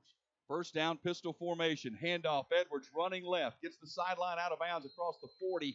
They'll mark him out of bounds at the 42-yard line. Well, that's just sealing off that left side and giving Edwards some room to run near the sideline between the numbers. We've got 2 tailbacks here that can go. They have excellent burst, vision, and an extra gear to get the ball upfield. Deuce Edwards is impressive. Gain of 6 on the play. Second down and 4. Handoff Edwards. Great cutback to midfield. 45 still on his feet down to the 40. Boy, he put a foot in the ground just across the line of scrimmage and changed direction and did not lose a beat. Cookeville comes with a corner fire from the short side of the field. Deuce Edwards sees it. He starts left and then smokes it up the middle of the field now. I mean, I don't know how else to say it. I mean, this guy's got some jets back there, man. Boy, he changed direction and did not lose a stride. That was a tremendous run. Down to the Cookeville 40, 1st and 10. In the shotgun, Mariah. And a whistle will stop play. And let's see, there's a penalty flag down. That's going to be illegal procedure on the Blue Devils. Not a lot of penalties. Oh, I shouldn't have said that. Not a lot of penalties so far in this game. But that's going to make it 1st and 15 now and walk it back. Lebanon gets into a rhythm, and then all of a sudden they have one play. The snap over the head, the illegal procedure. They're getting into too many negative yardage situations here. This is tough to make up against this defense. Ball is walked back to the 45 of the Cavaliers. 1st down and 15. Blitz is coming and another penalty flag. Did they move again? And the answer is yes. Back-to-back procedure penalties on Lebanon. So instead of 1st and 10, now 1st and 20. Moving it the wrong way right now. Ball sitting right at midfield. Just inside the near hash mark. Lebanon in their all blue with white numerals and white helmets, moving right to left. It's unfortunate. 2 penalties back to back. 2 wide outside the numbers here to the left, 1 wide to the right. Mariah moves Edwards to his right shoulder. Quick pass near side caught. Callaway across midfield, tackled at the 47-yard line. Stop made by number 31, Taylor Fitz, a sophomore for Cookeville. And gets about 4 yards on the play. Brings up 2nd down and 16. Yeah, you're hoping Callaway can make the first tackler miss and turn that into a big play. But nice job by the Cookeville defense in their pursuit. 2nd and 16, same offensive set. Pump fake, they tried the double move. This time it was covered. Mariah rolling right, being chased, being dropped, being hammered back near midfield. Pursuit by number 23 to get in the way. That was Jackson Jones, another sophomore for this Cavaliers defense. Credit on the other side, though, Coach. They didn't go for the double move that time. No, they got burned once, and they learned from it. Nice adjustment there, and it forces Mariah to scramble to the right. But how about that speed by Jackson Jones coming downfield for the tackle for loss? So a loss now back to near midfield. So third down, and let's call it 19. Clock running, 6:08 left to go first half. Cookeville 14, Lebanon nothing. Cookeville probably going to rush 3 again. And they do. Mariah eases to the right, steps up, fires far sideline, incomplete. I think the closest receiver to that pass was John Binion. It was overthrown, and I believe the Blue Devils will have to punt it away. Well, they got in their own way that time. The 2 illegal procedure penalties just shut down the drive. Yes, sir. Yep. Starting on their own 10, they have a nice rhythm going, nice drive going, and then back-to-back illegal motion penalties. Tristan Phillips, he handles all the kicking duties, punting and place kicking. He'll stand back inside the Blue Devils' 40-yard line. Harden back to receive it. Good punt. Harden drifts back to the 10. Dropped it. Lebanon recovers. Lebanon recovers inside the 10-yard line. The break they needed. The Blue Devils needed that break right there. Punt was muffed there, and I believe it was number 22, Anthony Quaidel, that got on it. And the Blue Devils get their first big break of the night and infuse some life into this crowd. Yes. Patton, he never had it, did he? No, not at all. And Lebanon has kind of been on the other end of some special teams gaffes to now have Cookeville give one up in the red zone. Guys, I think the defenses hold on for dear life here. The Blue Devils, they've given the offense a chance to cut it to one score here. Well, you know, Cookeville had a 4th and 1 earlier, decided to do the quick kick instead of going for it. I wonder if they're second-guessing that decision right now. Under center. Handoff. Edwards bounces left. Still on his feet, dragged down at the 5-yard line. Boy, he gets something out of nothing. His footwork is unbelievable. I mean, he starts going one way, and as soon as he feels pressure, he started left. He felt pressure coming from the left, stuck that left foot in the ground, cut it back right, and got upfield. This is an impressive running back we're seeing here tonight. Deuce Edwards. Had a pretty good influence in his dad. Yes, sir. Scooter's pretty good. He comes by it naturally. Yes, he does. Uh-huh. Boy, smokestack guy with 3 behind the quarterback, and I think Cookeville's going to say, wait a minute, we haven't seen this one. We're going to take a timeout. We'll take it as well. 5:09 to go in the half. 14-0 Cookeville on WNSR, Nashville Sports Radio. Hey, this is Greg Pogue inviting you to come hang out every Saturday morning for 2 hours of shows from the iconic Roy's Meat Service in East Nashville. First at 8 o'clock, 13th season of Prep Football Talk presented by Freeman Webb with co-host Coach Bubba Spears. Then following that at 9 from Roy's, it's the return of One-on-One with Greg Pogue, also presented by Freeman Webb. That's Saturday morning at 8 with Prep Football Talk. And then One-on-One with Greg Pogue at 9, all presented by Freeman Webb from Roy's Meat Service in East Nashville. Welcome back to the MidState Checkdown High School Football Game of the Week. Here again, Joe Fisher and Coach Pete Cordelli. 5:09 to go in this first half. Lebanon knocking on the door after a muff punt by Cookeville gave the Blue Devils the ball inside the 10-yard line. Pat Cook on the sideline got a couple of scores you want to throw at us real quick? Yeah, for sure. Tullahoma right now up 14-0 on Franklin County. Grace Christian right now beating EAK 21-7. Brentwood Academy as well, guys, up 14-0 early here against in Oakland as well, up 20-0 against Antioch. Yeah, Brentwood Academy playing Father Ryan tonight. After the timeout, they line up in that smokestack eye again. Play action fake Mariah. Rolls, sends it to the end zone. Has a man, he couldn't hang on. Had a man in the back right corner of the end zone, just a little bit too tall for the receiver to come down with on that particular play, and that was Jordan Jewell. He'd love to have that one back, I think. Oh, no doubt about it. What a great call, though, anticipating Cookeville coming with pressure. Mariah does a nice job of giving off ground so he doesn't get sacked and puts the ball right where it has to be. Unfortunately, ball's dropped. 3rd and goal from the 5.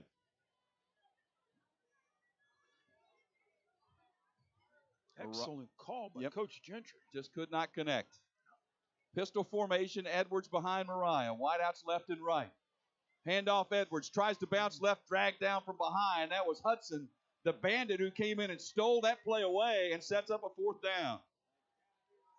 Now what do you do if you're the Blue Devils? The ball is back near the 10-yard line. Lebanon does not have a field goal this season. In fact, neither team has a field goal this season. I believe this will be some type of run pass option for Isaiah. Either keep the football or find someone in the corner of the end zone. C.J. Woodson, a senior, checks in for the Blue Devils. 4th and goal. The ball is spotted just shy of the 7-yard line. Shotgun formation. Mariah directing traffic, and I believe Lebanon's going to use, I think, their final timeout of this half. Play clock got down to 1.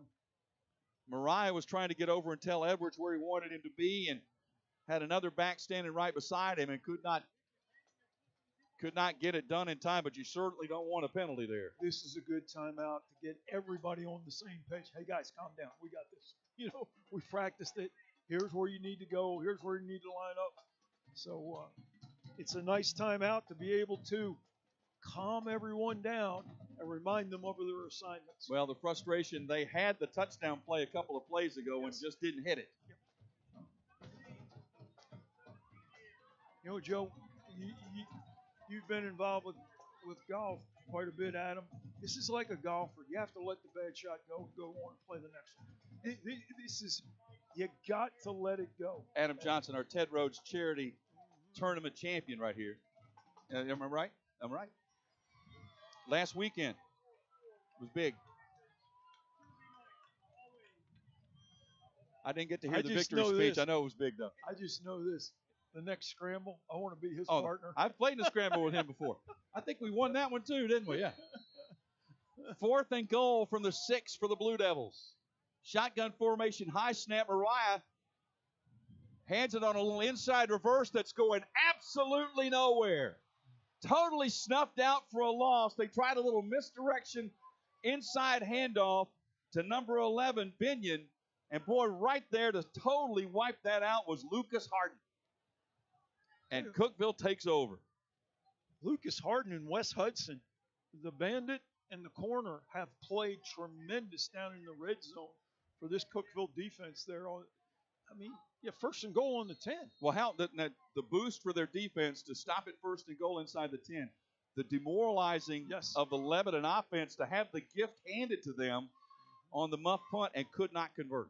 And there's still 4:06 left, so plenty of time for Cookeville to move this football. Well, their opening drive was about 10 seconds. That's how long it took Johnson to take it the distance. Johnson's going to get this handoff and go nowhere. He is shut down. Boy, good pursuit by the middle of that defensive front led by Moore, the nose tackle on that front.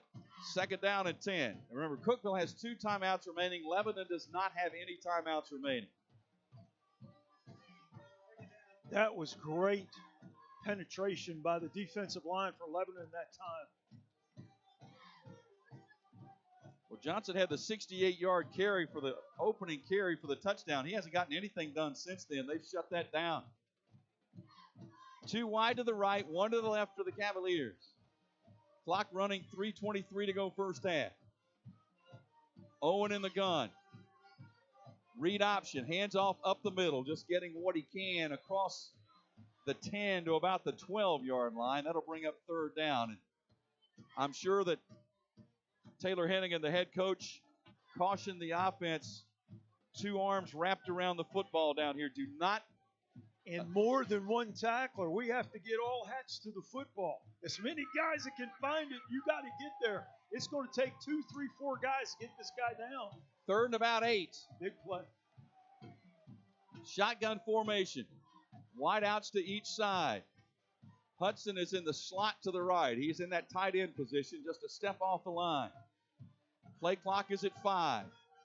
They're going to let it run all the way down, and then I think they're going to take a timeout. It looks like Coach Hennigan and the Cookeville staff, they break the huddle, they come out, they see what Lebanon's in, and then all of a sudden, Blake Owen will look to the sideline and they're changing the play. Right there, though, they wanted to see what they were in on this 3rd and long, because the last thing you want is a turnover, again, deep in your own territory. Well, certainly Owen with a touchdown run tonight, Johnson with a touchdown run tonight. Those are both lengthy runs, 38 and 68. They've shown the ability to break tackles. And again, Lebanon with no timeouts remaining, 2:31 left. I think, Pat, in both these teams, you can see these are two well-coached football teams, I think. Yeah, and you heard that in the pregame interviews. Both coaches very glowing about each other. And this Lebanon defensive line, guys, I think they're starting to get some confidence that they're getting pressure up front and getting to Johnson early, because you guys have mentioned you let this kid get 3 or 4 steps downhill, it's over, and we've seen that already tonight. Lebanon 1-2. They lost to Antioch, to Upperman, then came back and shut out Warren County last week 35-0. That Antioch team's pretty good, by the way. They sure are. I say that as a 1977 graduate. The Bears. Bears, 3rd down and 8. Handoff, running right, turning upfield across the 20-yard line. That should be enough for a first down. He got it to the 21 on the carry. That was Jordan Jones, another sophomore, and that's a big first down for the Cavaliers. Excellent play call by Coach Hennigan.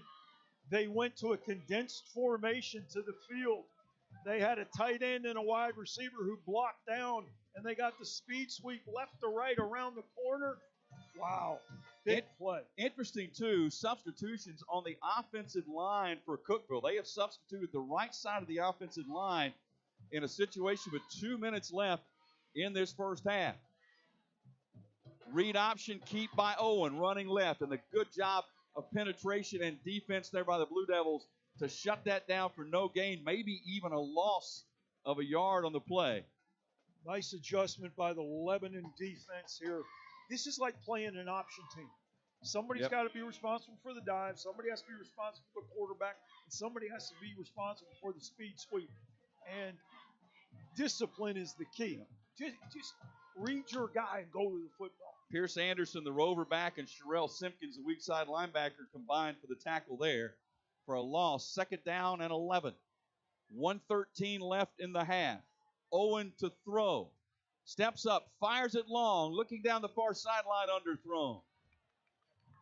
He was looking for his intended receiver, Caden Cisco, but the ball was a couple of yards underthrown, and good job defensively to keep Cisco from coming back to the football. Oh, it really was. And again, like Patton said earlier, this defensive front for Lebanon gaining some confidence. They got some pressure, and they forced Blake Owen to step up that time.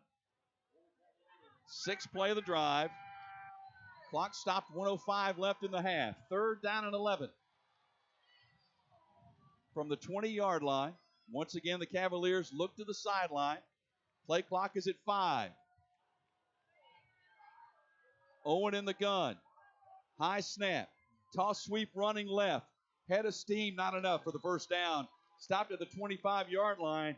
They just tossed it to number 3, Evan Banks, the junior, 5'10", 228, and said, get what you can. He could only get 5. This time the tight end and flanker were in a tight formation to the left, which allowed them to block down. Toss sweep left. Excellent pursuit by the Lebanon defense. Now, Cookeville is not lined up in a punt formation.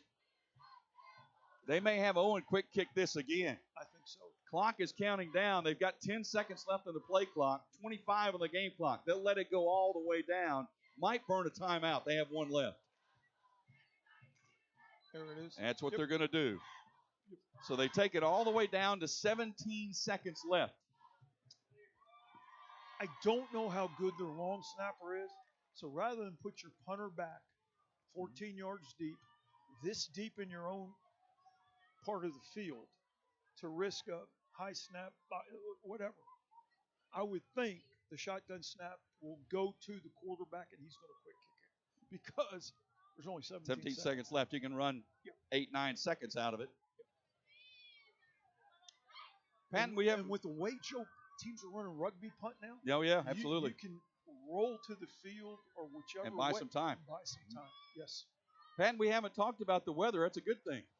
Yeah, you know what? I've stayed fairly dry. I've got my rain jacket over here, God willing, but I believe the good Lord is going to take care of me tonight. I'm very thankful. Actually, the wind has died down a little bit, hasn't it? Correct. Yeah, wind has been very normal for the most part. That much fun over here had nothing to do with the wind. It's been picture perfect Friday Night Football. Well, hopefully Patton will catch up with,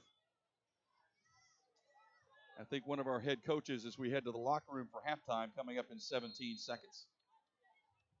Yeah, this is most likely going to be the quick kick by Owen, and that's what it is. Low, bounces the 45-yard line, still on its feet, and then touched at the 43-yard line. It ran about 8 seconds off the clock. So now for Lebanon, 9 seconds left, no timeouts. But you have two plays. You can go trips to the field, single receiver into the boundary, look to the field, and let the single receiver go upfield, catch a deep out. He catches, steps out, and you still have one more play to throw it into the end zone, so you don't have as long a throw as what you need. A lot of teams will spread the field this to the wide side with the ball on the right hash. They'll look wide side, but the single receiver over on the boundary there, he'll run down to 15, just turn around, catch it, step out, and now you've changed field position, which allows your quarterback to throw it into the end zone. Let's see what they opt to do on this play with 9 seconds left. They're just going to hand it off to Edwards and see what he can do, and he's tackled in midfield. I tell you what, that was a good open field tackle by Blake Owen, because if he doesn't get him, Edwards might still be going. He would have split the safeties. So in this first half comes to an end. Cookeville 14 and Lebanon nothing. A half with a couple of missed opportunities for the Blue Devils. Most notably had the ball first down and goal inside their 10. And I think Patton is going to catch up here with one of our coaches on the sideline. Patton? Yeah, thanks, Coach. Coach Gentry with me now. First half, your guys are battling. How would you assess that? Well, we misfit, misaligned, missed a tackle on the first play of the game, make it 7-0. We had a good drive going, penalty, bad snap stalled us. Get down here, botch a punt, and we have a good opportunity. Got a guy wide open in the end zone. Got to catch the ball and execute a little better. Should be maybe a one-score game or tied up, but it is what it is. We got to go and fix a few things, and thought we settled in and played better as we went, but we still got a long way to go. Yeah, what is that defense doing specifically in that second quarter? Feel like they're getting in a rhythm. Well, just calming down a little bit, lining up, playing their responsibility, doing what they're supposed to do. Coach, thanks so much. Thank you.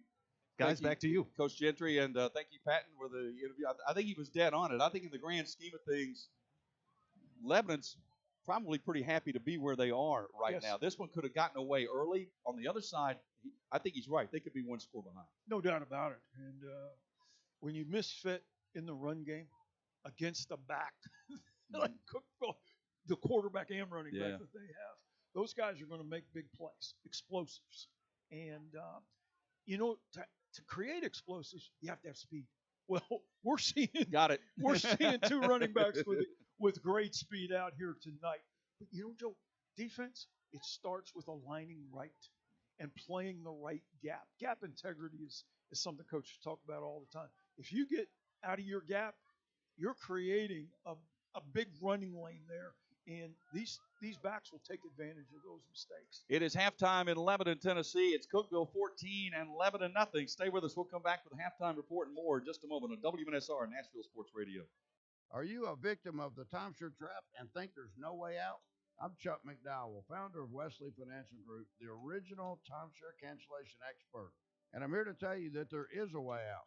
All you need to do is give my office a call. I will send you a timeshare exit information kit absolutely free, explaining how the timeshare industry works and your options for cancellation.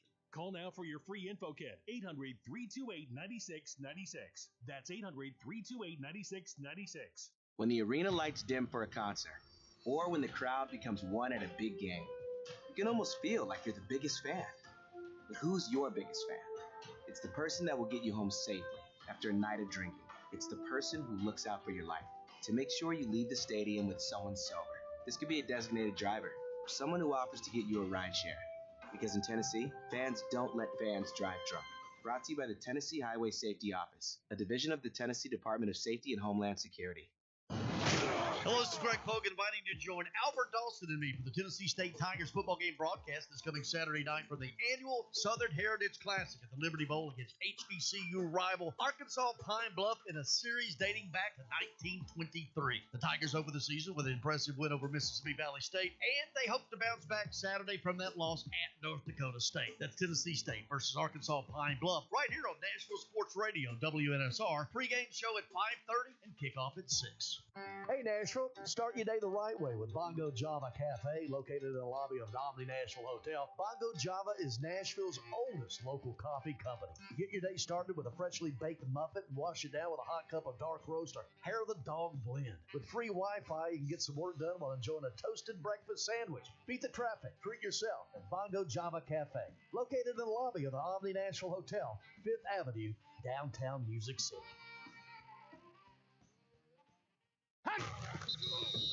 Hey, college football fans, Bill King here. Listen to Ole Miss Easy Friday mornings at 7 on The Bill King Show. You're listening to the MidState Checkdown High School Football Game of the Week. Here's Joe Fisher and Coach Pete Cordelli.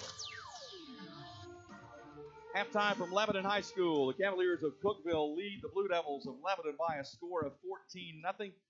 Joe Fisher, Pete Cordelli, Patton Cook, Adam Johnson with you here. We'll go to the studio here in just a few minutes, but this one got started with a bang, Coach. First play from scrimmage for Cookeville, and Johnson takes it 68 yards for the touchdown to give the Cavaliers a 7-0 lead. Later, Lake Owen, the quarterback, a 38-yard keeper for a touchdown. Lebanon had a couple of really long, they had a 15-play drive and came up with no points to show for it. And then really, to me, the big one, the muff punt gave the Blue Devils the ball inside the 10-yard line, and they came away empty. Exactly. When you look at it, Thomas Johnson, that 68-yard run, that was very impressive because it was going to be a counter play coming to the left. He starts left, but he sees this big opening back to the right, and then he breaks 3 arm tackles and then just bursts down the right sideline. And everybody's going, okay, first play of the game, let's come back. And then Lebanon comes back, even after a muffed kickoff. They come back with a long drive. Unfortunate that the starting center had to go out and they had to move the guard over. But I didn't see him take any extra snaps, And then they're moving the football. The Lebanon's moving the football, like you said. And then the high snap just creates an issue. And then the next long drive, the 2 back-to-back illegal procedure penalties. But, when you look at it right now, Cookeville is 169 yards rushing on 11 carries, Lebanon 104 yards on 18 carries. Cookeville is 2 of 3 throwing the football for 13 yards, which that's about what you don't coming really into have this. to when the running game is going. But both teams have running quarterbacks and great tailbacks. So, and then Lebanon, they are 8 of 12 throwing the football for 39 yards. Cookeville, 4 first downs. Cookeville also has 1 turnover. Lebanon has a turnover with the fumble, and Cookeville with the muff punt. So, Owen for Cookeville, 89 yards on 5 carries. And then Edwards, 63 yards, 11 carries for Lebanon. But these 2 tailbacks are special.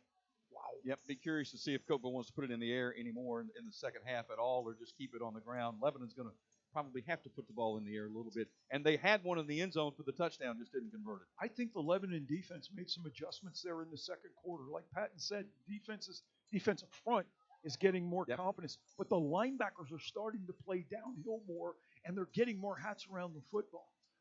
Early in that first quarter, it was kind of like, let's wait and see, and then we'll react. Now they're react, get downhill, and they're starting to make better contact on tackles. We'll take a break here. We'll go to the studio. Will Brown in the studio with an update on scores from around the Mid-State. It's 14-0 Cookeville on WNSR Nashville Sports Radio.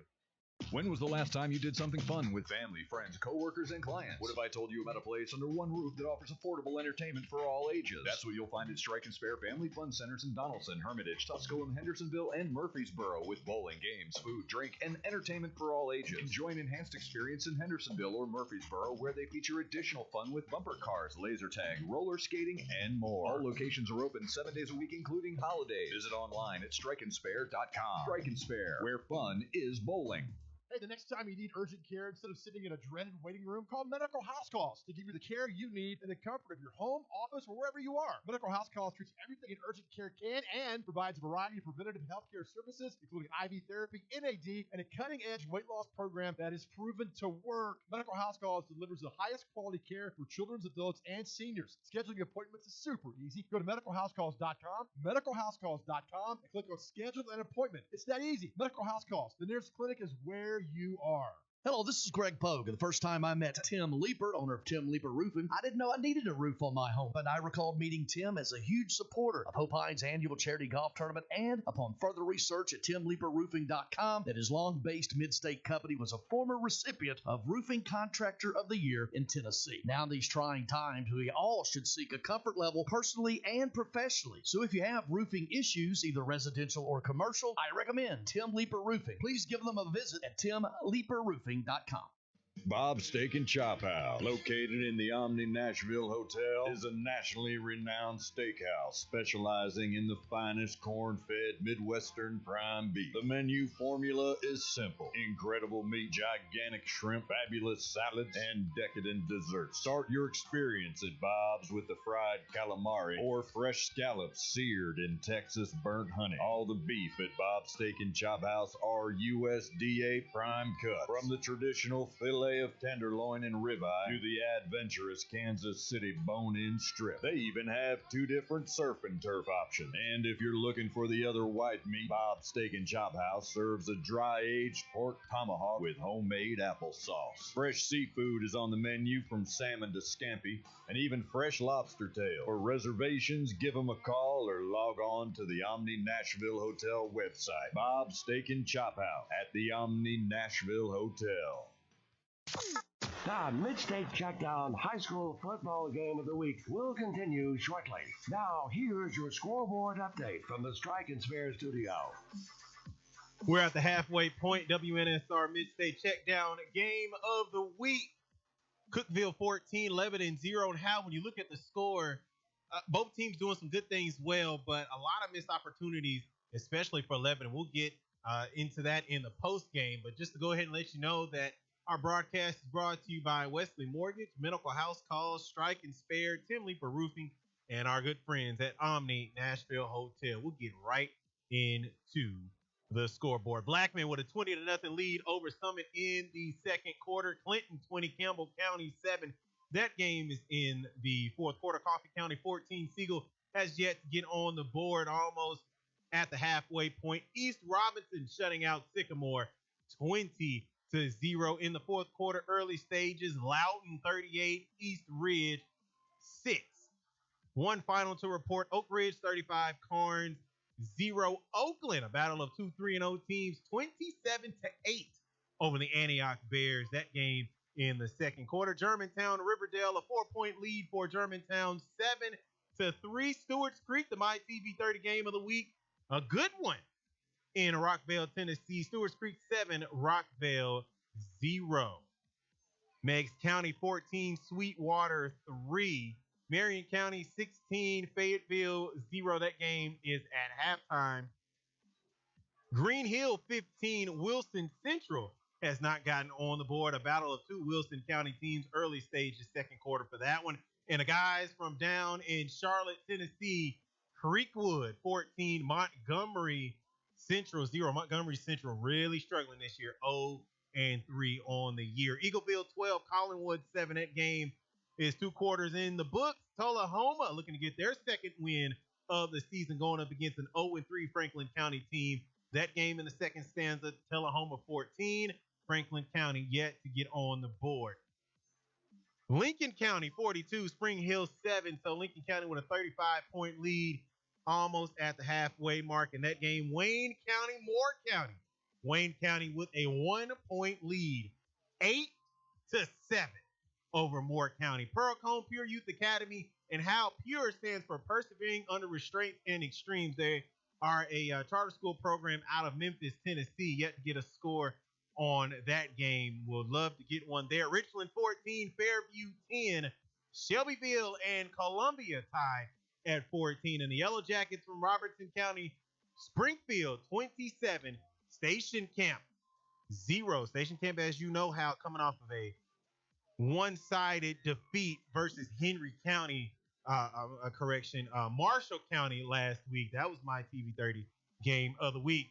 Hey, White's Creek right now 2-0 in a battle with White House, down 20-14 to White House.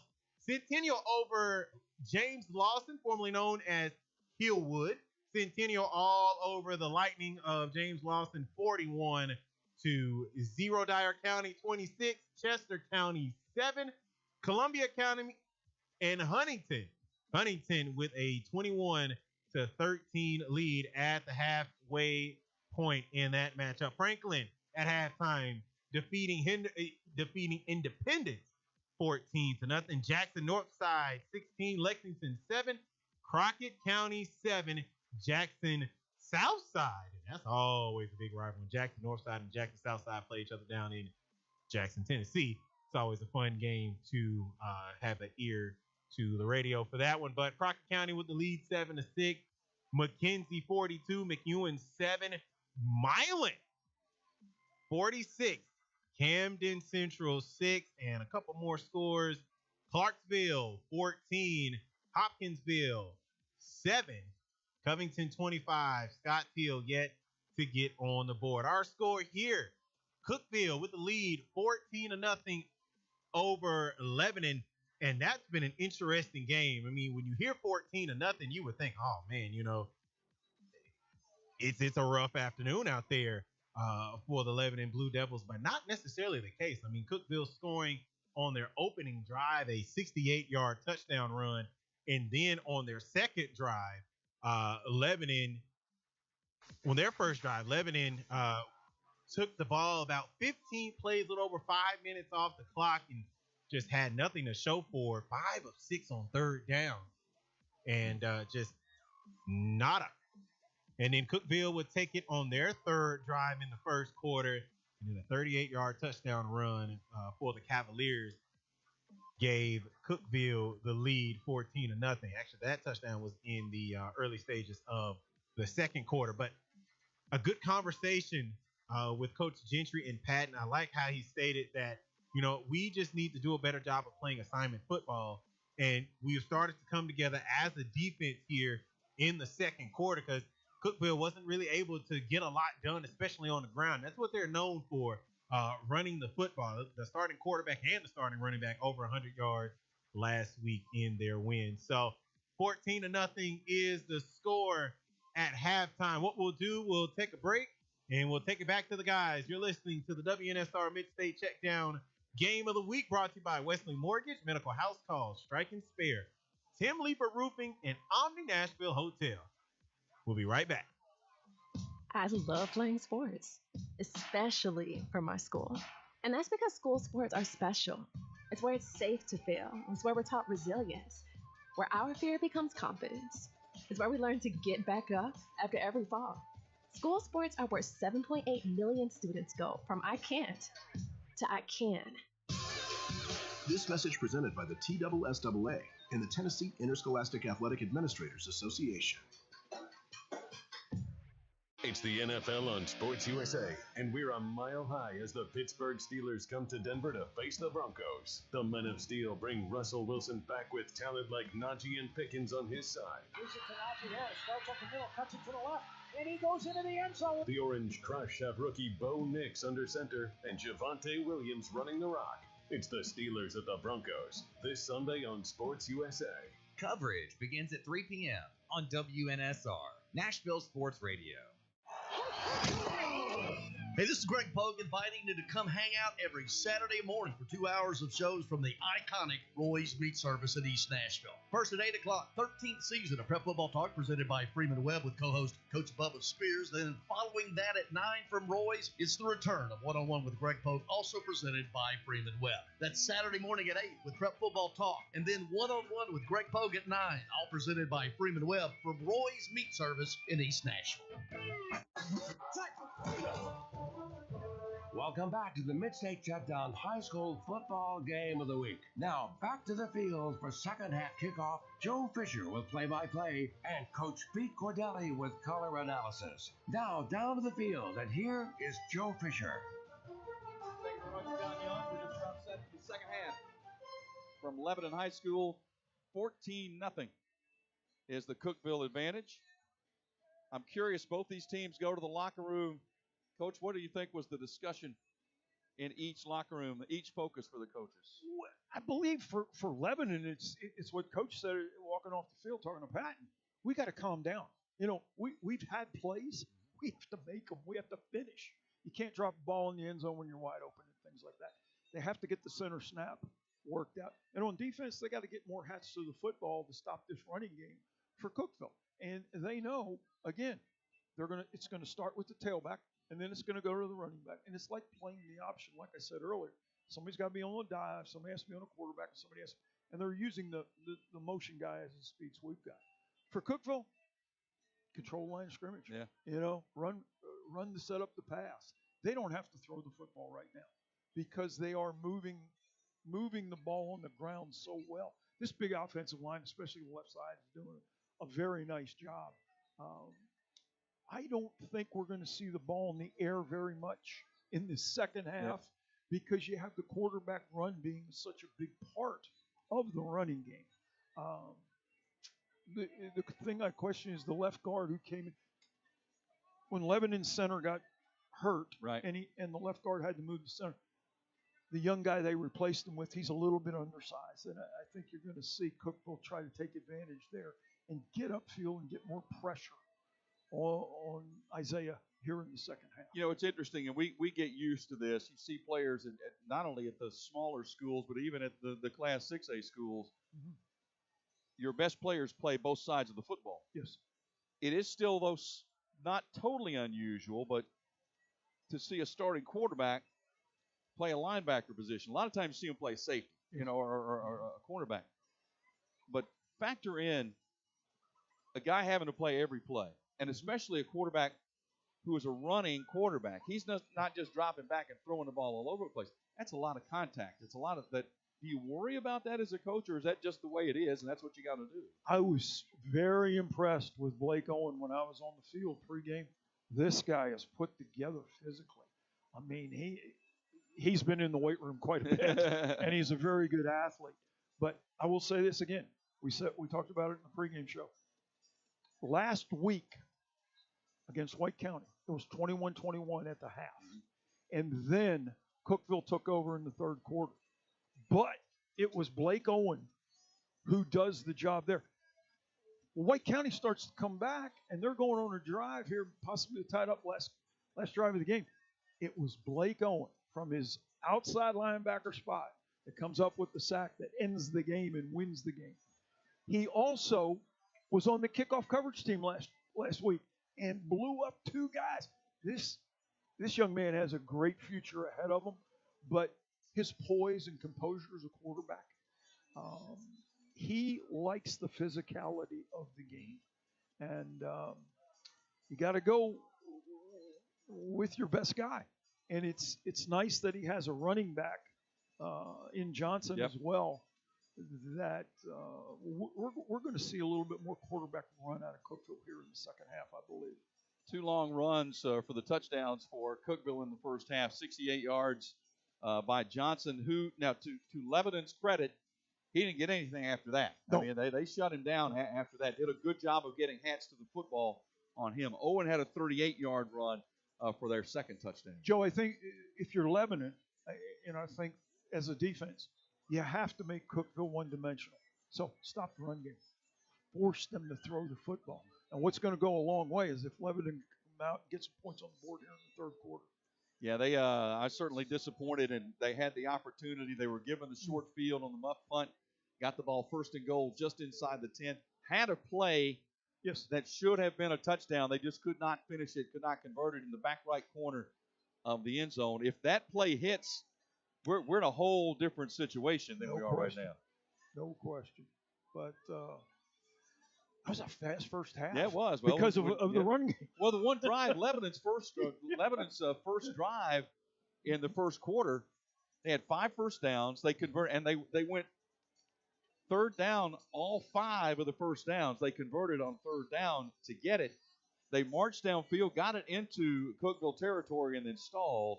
But they had the ball for, Coach, 6-7 minutes on that drive, and unfortunately could not get anything on the board. Deuce Edwards made some great extra effort runs on third down to convert 3 straight third downs for Lebanon in that drive, like you said. But, I mean, Edwards for Lebanon, Johnson for Cookeville. These are 2 very talented running backs that we're watching tonight.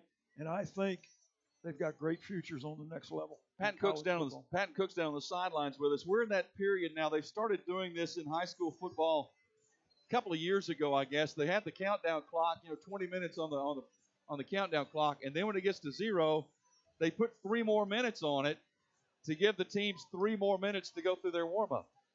Yeah, I'd like to know who made that rule, guys. They didn't consult me down here at all, but I'm with you guys. And, Coach, I want to ask you, we talked about it.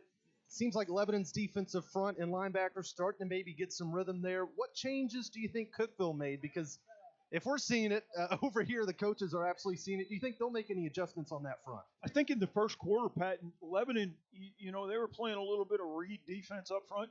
Now they're moving those guys, and they're taking gaps and getting up the field. So there's more movement out of the defensive front with the Lebanon defensive line here in the second quarter, and it's allowing the linebackers to get the read and react and get downhill.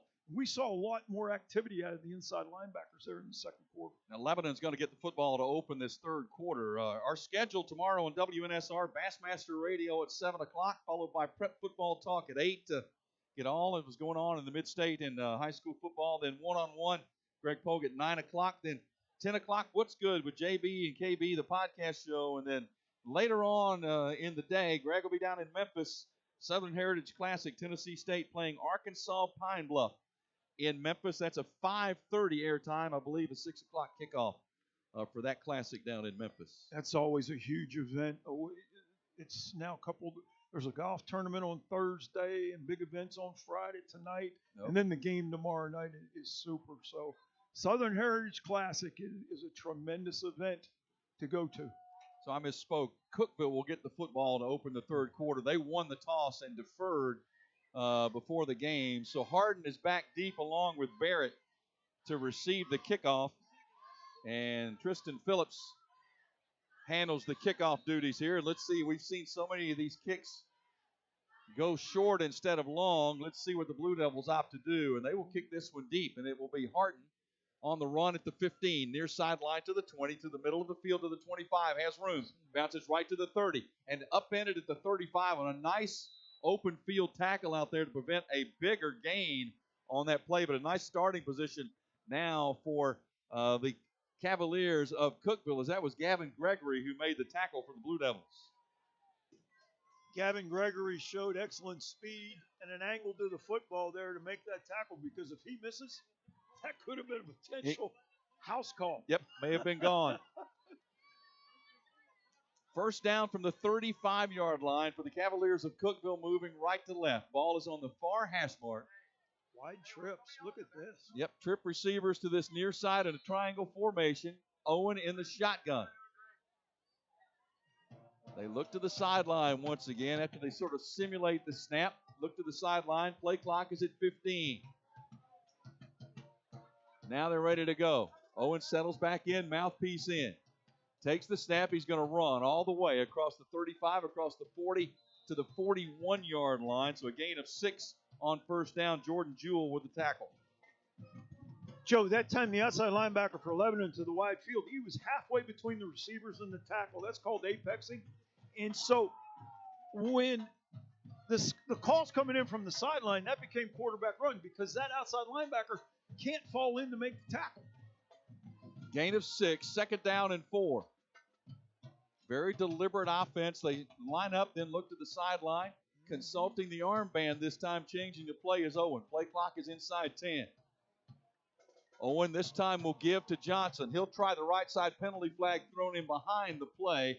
That's most likely going to be a hold on the Cavaliers. The play actually lost a couple of yards. Good pursuit by the Blue Devil defense that time. Johnson ran to the short side of the field and had nowhere to go. But the flag was thrown in by the back judge, which usually indicates a hold. Yeah, it looks like it was on number 51, the right guard, William Sawyer. He kind of got pushed into the backfield there, and you could see his arm get extended some. Now the decision, they will take the penalty, so they walk it back from the line of scrimmage. So instead of 2nd and 4, it will be 2nd down and 14, back to the 31-yard line. Really like the adjustment Lebanon's made now. They're finding number 1, Thomas Johnson, and they are getting people to him quickly. Johnson averaging over 100 yards a game rushing, had 182 last week in their win over White County. 2nd and 14 for the Cavaliers from their own 31. Owen fakes the toss, rolls, reverses to his left. He's going to keep it, get to the 35, to the 40. Still on his feet to midfield. I think he's going to have a first down in midfield. Yes. And you mentioned it earlier, Coach. You love the downfield blocking. Yeah, number 16, Joseph Owens, the wing back there. It was a play-action fake to the right, and then Blake Owens comes out on the bootleg left. But Joseph Owens, the wing on the left, he comes out like he's running a route. And Blake Owens just tucked the football and ran and got in behind the block of number 16, Joseph Owens. Needed 14, got 14. First down from the 45-yard line. Handoff, Johnson's going to try to bounce it to the right. There's another penalty flag down behind the play. Most likely another hold. Johnson is corralled, run out of bounds after about a 3-yard gain, but this one's coming back too. Johnson does a nice job of starting to take it up inside and then bounces it out around the corner. But excellent pursuit by Damian Calloway, the free safety coming downhill. So the second play in this drive with a holding call on the Cavaliers. They're going to move the football from the near hash mark to the far hash mark and mark the ball at the 35. Yeah, the tackle was made over on the far right numbers there, so the ball ends up on the other hash. 1st and 20 for Cookeville from their own 35-yard line. 10 minutes left, third quarter. 14-0 Cookeville leads. Owen rolls to the short side of the field, going to keep it, get a couple of yards, get out of bounds at about the 40. And a gain of 5 on the play. All the linemen come out. It's like a zone protection, a reach block. Everybody steps with their right foot, and they're trying to get to the outside shoulder of the Lebanon defenders to seal them inside to give Owen the edge right there. Nice run. He gained 7. Yeah, actually got 7 on the play. Out of bounds at the 42-yard line. 2nd down 13 for Cookeville. Shotgun blitz is coming. Owen's going to keep. It's a busted play. He's going to get yardage out of it and much more. Still on his feet to the 40. Upended at the 35-yard line. Boy, it was looked like a little busted play, Coach, at first. He just took off and with the speed, split the defenders, took it all the way down to the 34. Linebacker for Lebanon gets great penetration upfield. But Blake Owen, what vision, and then a burst to get the ball upfield. And again, another big run for a first down. And Pierce Anderson may have saved a touchdown with that tackle at the 34-yard line. This young man has great running instincts. First down from the 34, handoff Johnson up the middle, upended, but still falls forward to about the 25-yard line. It was number 9, that was Juwan Stafford, who got down low and tripped him up, but boy, Johnson just leaning forward and got 10 yards on a first down. Great example again of on contact. Johnson accelerating his feet, extra yards after the contact, and another first down for the Cavaliers. Ball at the 25-yard line. Owen in the shotgun. He'll keep, runs right to the right side, and he's going to get a couple of yards. Anderson getting in again to make the tackle. And coming up off the bottom of that pile was number 9, Stafford. Gain of 3 on the play, 2nd and 7. All of the linemen for Cookeville go to the right side. Johnson, the running back, comes back and blocks the edge blocker to the left. So it's inside zone, and the quarterback just finds the gap to get upfield for 3. Design quarterback run. 2nd down and 7. In the shotgun, Owen. They thought they drew the man off sides, but there was no contact at the line of scrimmage, so he's able to reset defensively. Johnson moves to the right shoulder of Owen, and now I believe delay a game. I believe the play clock ran out. I think he got the timeout. Oh, okay. It looks like he got the timeout just beforehand. We'll take it as well with 7:54 left in the third quarter. Cookeville 14, 11-0 on WNSR Nashville Sports Radio. Are you a victim of the timeshare trap and think there's no way out? I'm Chuck McDowell, founder of Wesley Financial Group, the original timeshare cancellation expert. And I'm here to tell you that there is a way out. All you need to do is give my office a call. I will send you a timeshare exit information kit absolutely free, explaining how the timeshare industry works and your options for cancellation. Call now for your free info kit. 800-328-9696. That's 800-328-9696. Let's go. Oh, I like It's up to you now. It's up to you. I like You're listening to WNSR's Mid-State Checkdown High School Football Game of the Week. Here's Joe Fisher and Pete Cordelli. 7:54 left, third quarter. Cookeville marching downfield. They've got the ball to the 11 and 20-yard line. And Pat Cook on the sideline, not a lot of magic to this drive. This is just lining up and running it.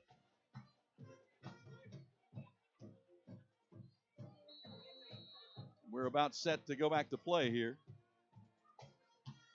After the timeout, Owen looking to throw. Pumps, now throws it away. Looking for a man on the sideline. I believe it was number 2, Jack Roberts, who was the intended receiver. He threw it well over his head now to play. Boy, excellent pressure off the edge of that time by the Lebanon defense to pull Blake Owen up and not let him run the football outside. Someone finally set an edge and forced him to give off ground and have to throw that ball away so he didn't take the sack. And Joe, you're right. Talk about running the football. In Cookeville, I mean, they've shot themselves in the foot a couple of times here, and they got themselves out, and it's because that star quarterback they got so good with his legs. Third down and a long 7. Ball needs to get to about the 14-yard line for a first down. Straight handoff, Johnson right up the middle, and he's going to be stopped well shy of the first down. Well, that was just line up and go right up the gut. Finally, the whistle stops play. How about that formation? I haven't seen that in a while.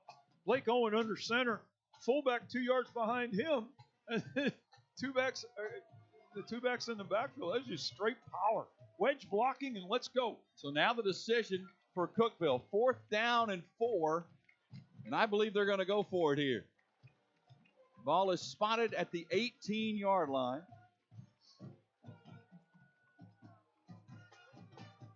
They'll go 2 wide to each side. Shotgun formation. Owen, they once again will look to the sideline. The tailback is Jackson Jones in the backfield. Play clock is at 2. They're going to have to hurry. At 1, I believe they're going to have to burn another timeout. Well, this, to me, Coach, is one of the negatives of this method of play calling. Yes. Because you take time, then you get out, you line up, then you look to the sideline. If you're going to change the play, he's got to change the play. By the time you do it, you're down to 5 on the play clock. You have to have an assistant coach on the sideline watching the play clock. So as soon as the referee or the official spots the ball and that arm comes down to start the 25-second play clock, he has to be in that play caller's ear going, hey, we're running out of time. Got to hurry it up to avoid these situations right here. So now they utilize, obviously a very important play. They utilized the timeout, didn't want to take a 5-yard penalty on this. Now, let's go a little bit ahead. If Lebanon can come back and score, and now Cookeville is out of timeouts, advantage Lebanon in the fourth quarter. Yep, they've got 1 remaining right now. We're only 6:55 left in the third. But this is huge right here. Get the stop, get the ball back. Well, is it Owen? Is it Johnson? What will they opt to do? I think it's going to be Owen with a run-pass option to the outside. They've had a couple of 4th downs tonight where they have had a quick kick. That's not the case here. They're way down inside the red zone. Shotgun formation, strong formation to the right, and now I think illegal procedure is called on Cookeville. Joe, you made a great point. The Lebanon band is just, they are, playing. I don't think you're supposed to be able to play when the other team, when the ball is in play. The game within the game. Yeah, I guess so. I love it. Joe, what's home field advantage good for if you can have your band playing? And now the band stopped. Well, hang on. The band director's right in front of us. Yeah. He's getting ready to watch. What? Here we go. On 4th down. Owen with the blitz coming. has a man over the middle, contact, and a penalty flag is down. I think they just got their feet tangled up, and it's going to be a pass interference and a first down for Cookeville. He didn't grab him, Coach. He just got his feet tangled up, and that's going to cause the penalty. The receiver on the right for Cookeville runs up 10 yards, then breaks to the post. The corner for Lebanon was in phase, in stride, and as he turned inside, just like you said, they ran into each other and tripped each other. They were looking for Harden. Tez Neal was there on coverage, and he's going to get the flag, and now, wow. Was even in good position that time, guys. Looked like Lebanon had that one ready to go. I agree with you. Just had the legs caught up. Usually, sometimes they let that go, but tonight, that's a down. Well, and it looked like he had a little bit of an advantage, though. He had the position. He had a step on the defender. It was going to take a perfect pass, but nonetheless, with the contact, pass interference is called. So now first down, the ball is spotted at about the 12-yard line. So they can get a first down without a touchdown. Handoff, Owen plays the tailback spot this time. Takes the handoff and gets about 7 yards on the play. They brought in Easton Davidson, the sophomore, who's the backup quarterback. His first appearance tonight. They put Owen at the tailback spot. Yeah, Davidson played last week against White County for about 4 plays. But how about that formation again? You have your two best running backs back there in split backs.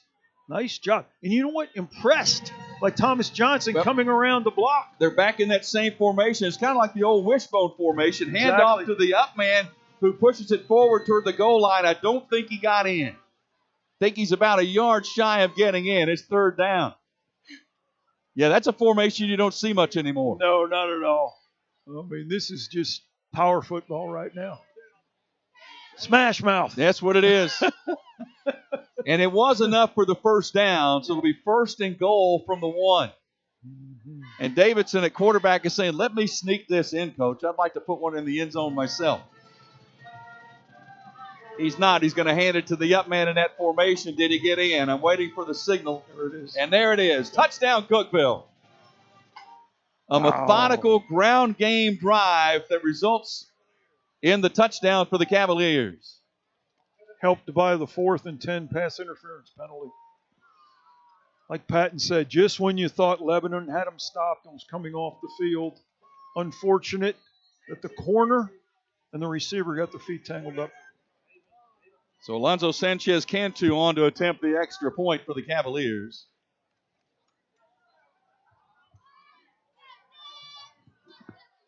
Time-consuming drive that ends in points for Cookeville, and the extra point is up, and that one is no good. It is wide to the right.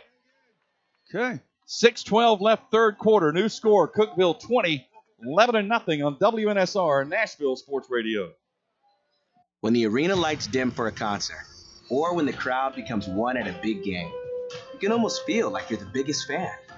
But who's your biggest fan? It's the person that will get you home safely after a night of drinking. It's the person who looks out for your life to make sure you leave the stadium with someone sober. This could be a designated driver or someone who offers to get you a ride share. Because in Tennessee, fans don't let fans drive drunk. Brought to you by the Tennessee Highway Safety Office, a division of the Tennessee Department of Safety and Homeland Security. Hey Nashville, it's John Burton from JB and the General, weekday mornings 9 to 11. You're listening to the MidState Checkdown High School Football Game of the Week. Now back to Joe Fisher. A long, methodical drive aided by a fourth down pass interference penalty. Cookeville scores to move the advantage to 20-0 with the extra point missed. Coming up on Sunday on WNSR at 3 o'clock, the Steelers at the Broncos, and then joining in progress, the Dodgers and the Braves as we're getting down to crunch time for Major League Baseball, the stretch run to try to make a playoff appearance. It's going to be a great series in Atlanta starting tonight. Both teams need to win. Kickoff is high, not too deep. It'll be fielded at about the 15-yard line. Moving left to the 20 is Callaway. Gets the sideline to the 30, still hammered at the 40-yard line and knocked out of bounds. But a good starting position for the Blue Devils. And I think the reaction, I think that was the kicker. I think it was the kicker that made the hit because he's celebrating going across the field. Wow. I think, he's hopscotching across the field, man. He was a good 2 feet out of bounds, too, guys. Coaches here on the Lebanon side not happy with that hit. Well, he was happy with it. He can't wait for the film session tomorrow. Well, let's see if the Blue Devils can put something together here and get on the board. They trail 20-0. They have moved the ball at times. They have gotten in their own way at times. They've had penalties that have been costly. Let's see if they can put a drive together here. First down, the ball is spotted at their own 38-yard line. Mariah. Toss. Boy, that's totally blown up. Yep. Trying to get outside the running back. He's going to be swallowed up for a loss back to the 32. I think that was number 7, Coach. That was Wes Hudson that just blew that play up in the backfield. They tried that little inside reverse, and Hudson was waiting on it. Hudson's had a night tonight. Yep. He has been in the backfield all night long. He's been putting pressure on Isaiah Mariah and does a nice job there for the TFL. That's a loss of 5 on the play. Second down and 15. Moves it back to the 34. Play clock at 13 as the Blue Devils break the huddle. 2 receivers split left, 1 right. Pistol formation for Mariah. Fires far side, incomplete. A little too tall for Binion, and Binion saying, man, you got to bring it down where I can handle that. At 20-0 with 5:10 to go, there needs to be a little bit more sense of urgency from Lebanon. I mean, go tempo. Try to do something a little bit to get this Cookeville defense back on their heels. Well, they're facing a 3rd and 15 situation here, the Blue Devils. I think they need to reset the play clock. But they just stopped the game clock with that incompletion, excuse me. Yeah, the referee was calling for the play clock to be reset. It has not happened, and he's standing there. Now he's finally ready. See, he wants it at 25. They finally got it to 25, and now we're ready to go. 3rd down and 15. Empty backfield. Pump fake. Rush coming. They try to set up a middle screen. Pass is caught by Callaway. He's on the move to midfield. Runs into his own man and falls down at the 48-yard line. He had a full head of steam, but he ran into Sutton Hinesley, the right tackle at midfield. It is enough to move the chains. And now we're going tempo. But excellent call because Cookeville on 3rd down has been coming with a 3-man pressure, dropping 8. And the middle screen is a great call against that defense. Moved it to the 48-yard line of the Cavaliers. Pistol formation on 1st down. Straight handoff. Edwards, big hole up the middle to the 40. Gallops to the 35 down to the 32-yard line. Blake Owen with the tackle. You could see it, Coach. He hit that hole at full speed. Great job between the center and the right guard there. Deuce Edwards, I mean, he gets behind his pads. He has that extra gear to get the ball upfield. And again, up tempo for the Blue Devils. 1st down from the 30-yard line. Quick pass far side to Callaway. Callaway breaks 1 tackle, can't break the 2nd. Drop for a loss, back to the 35-yard line. It's a loss of 4. Harden in there. Good pursuit along with the defensive lineman, Amari Williamson. And it's a loss of 4 on the play. The corner came unblocked that time for the tackle for loss. Someone missed the block on the perimeter. 2nd down and 14. Edwards looking to the sideline in the backfield. He wants to know the play call. Now they have it. Play clock is at 12. They move to a shotgun. 3 receivers right.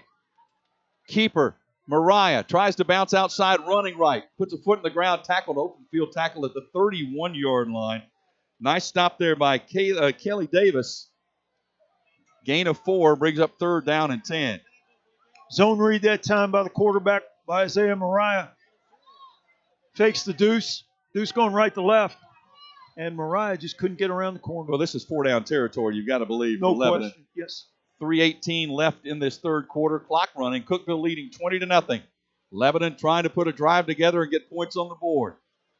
From the shotgun, handoff Edwards. He is going to be dropped shy of the line to gain. He's tackled at the 28-yard line, and that'll bring up 4th down and the decision. William Sawyer, the senior defensive lineman, in there to make the stop. And no doubt the Blue Devils will go for it on 4th and 7. Got to get points. Neither team has a field goal this season. Field goal really does no good for Lebanon in this situation anyway. They would still be down 3 scores. Right. So 4th and 7. Shotgun formation. 3 receivers left, 1 right. 4-man rush.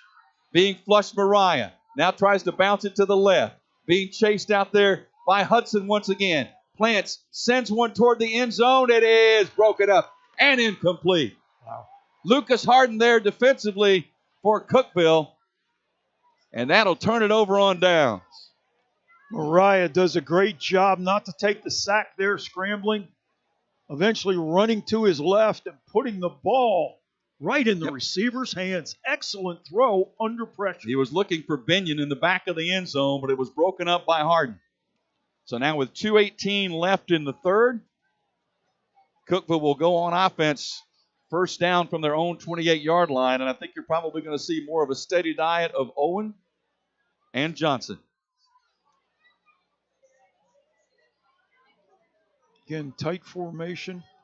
Owen back in the quarterback position. Takes the snap, keeping all the way.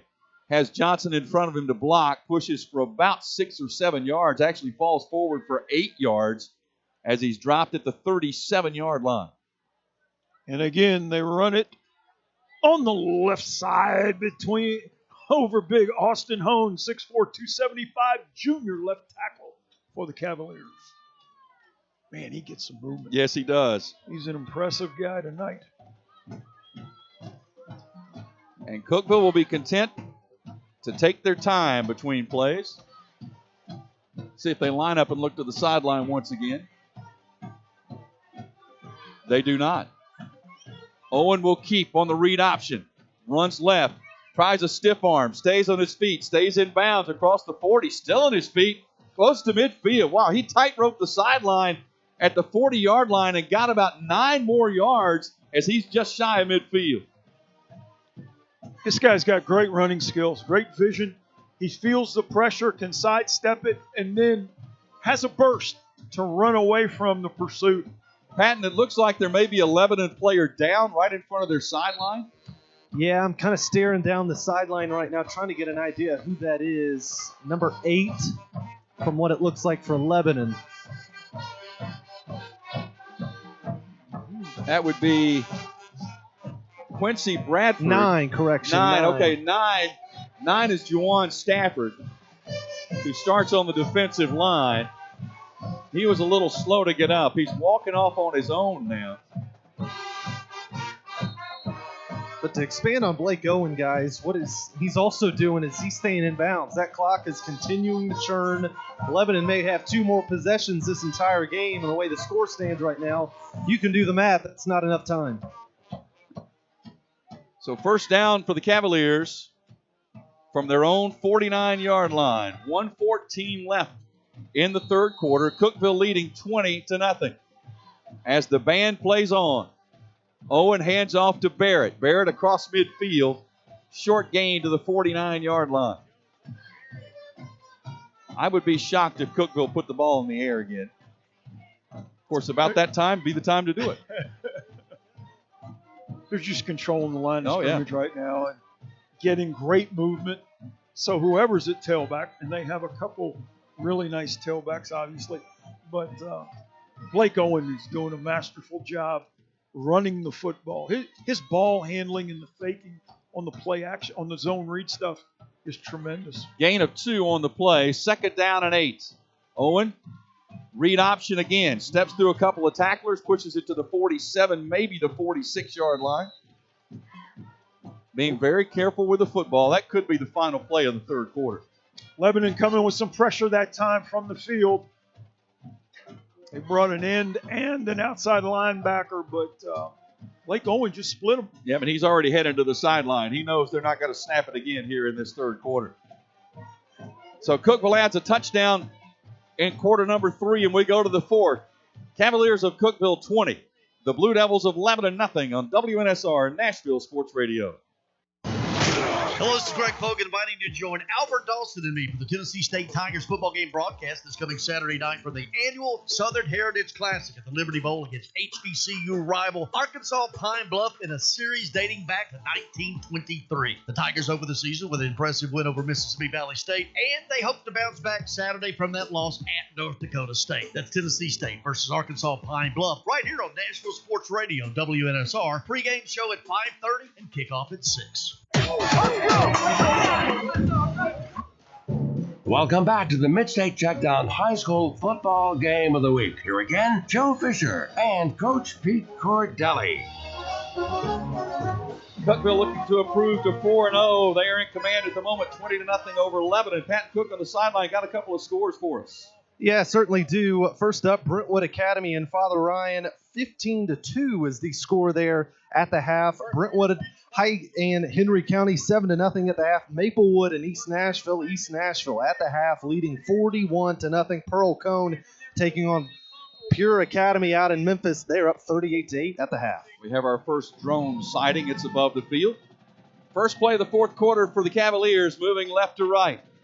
Keeper by Owen. Spins through a tackle, going to be stopped at the 45-yard line. That's going to bring up a fourth down and about 4.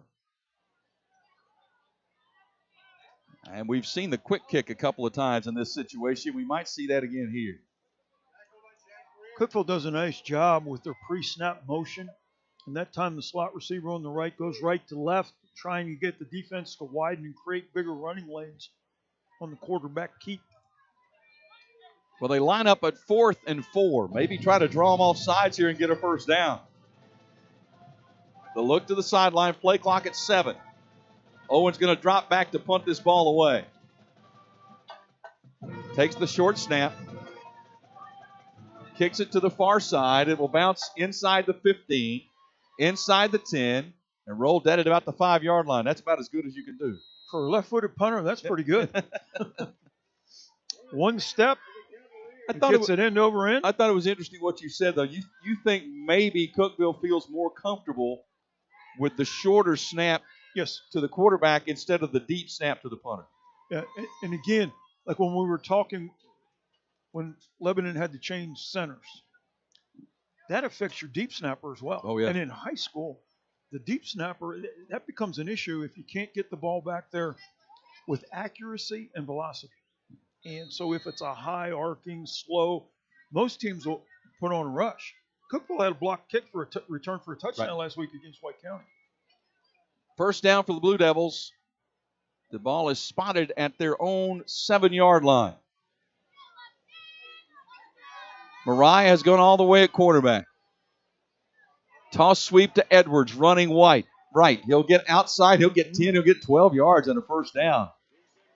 He just does not give up on a play, Coach. He just keeps digging. That is a great way to start this drive. Still plenty of time to get points on the board. Got to go a little faster. Got to start. They went up tempo in their last drive. They did. For a couple plays there. First and 10. 2 receivers wide left. Shotgun formation. Edwards goes in motion, empties the backfield. Keeper all the way by Mariah, running left. Still on his feet to the 30. Finally going to be dragged down from behind at the 36-yard line. Number 26, Kaylee Davis, ran him down and kind of went for the ride for a couple of yards. When Deuce Edwards went in motion right to left, the inside linebacker went with him like man-to-man. And that opened up the running lane for Isaiah. And he does a great job of getting upfield and then breaking back against the grain. First down to the 36-yard line. Pass is caught. Out of bounds near the first down marker. Just a quick pass out to the right to T.J. Searcy.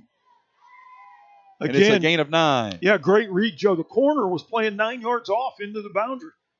So that's easy pitch and catch right there. Get it to your wide open receiver and let him get upfield. It was interesting. Right before that play, as the ball was being snapped, one of the defenders for Cookeville had a towel that was a Lebanon player's and threw it over at the wide receiver who was standing out here to the near side.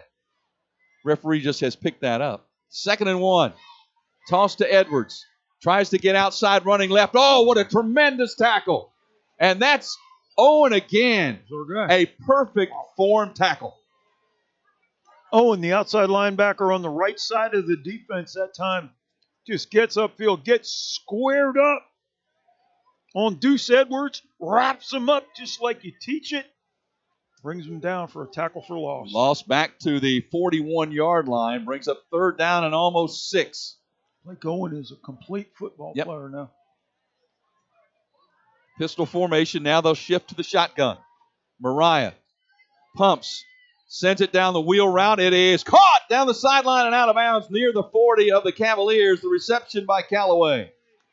Well-designed play. The outside receiver that time for Lebanon runs a post route, takes the corner with him. Then the guy in the slot just sets. Isaiah makes the pump to the downfield receiver. Then he comes back. Wide open receiver on the left sideline.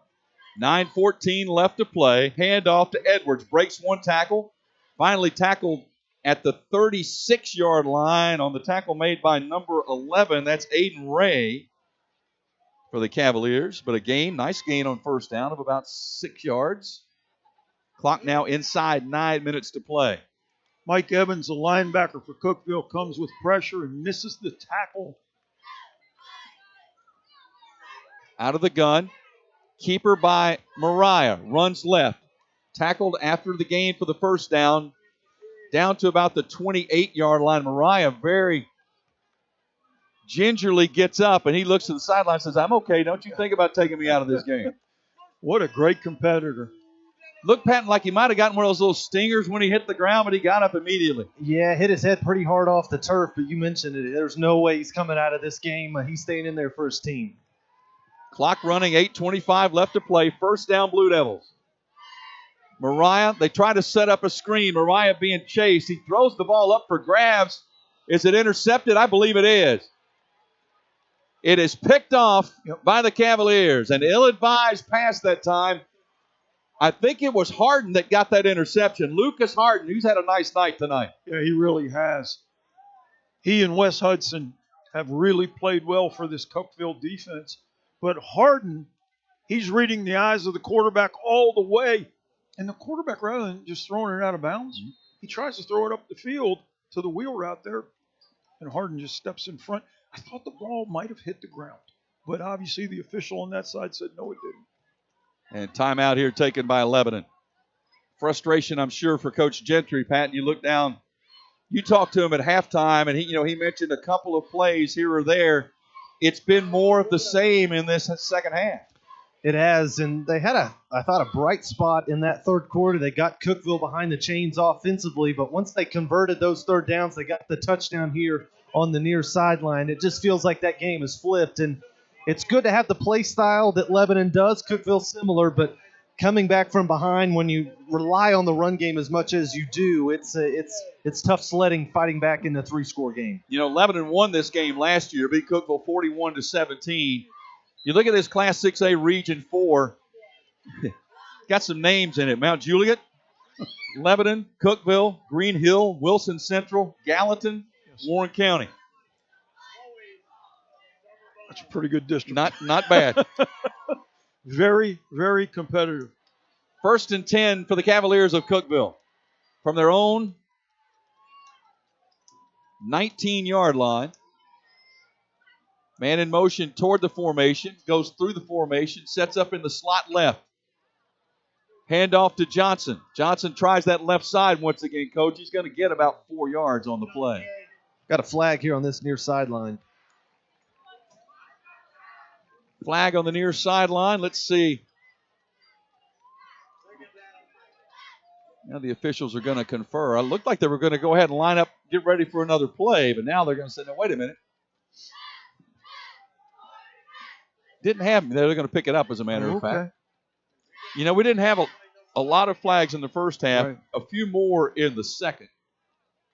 Pre-snap, I thought the formation was fine. I didn't see anybody jump. So illegal formation or illegal motion, didn't see that. So good call by the officials. Gain of 4, 2nd down and 6. Clock inside 8 minutes left to play. Cookeville 20, Lebanon nothing. Cavaliers just trying to keep this ball on the ground. Johnson again over that left side again, still on his feet. Makes a cut back to the middle of the field, across the 40 to the 42. Good, tough running by Johnson. Just when Lebanon thought they had him stopped, he accelerates his feet, breaks contact again, starts off the left side, cuts it back right. Yak yards tonight have been huge.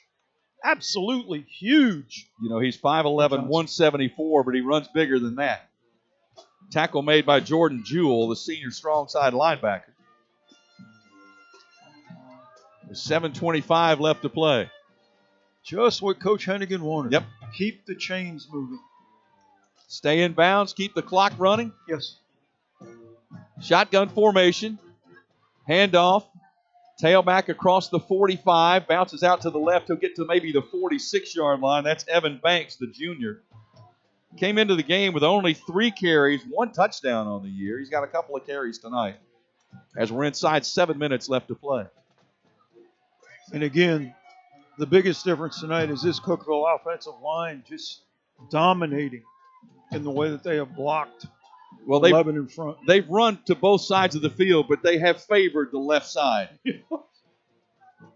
2nd down and 5. They're going to run left and cut it back to the middle again to midfield, maybe across to the 49-yard line on the carry, and that is Banks once again.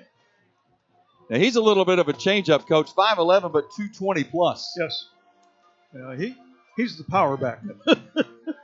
He's the guy that's going to wear you down. Yeah, bring him in the fourth quarter and let him pound it a little bit. And those linebackers in the fourth quarter going, do we really yeah, want to don't really want that. Nope. Yep. 3rd and 2.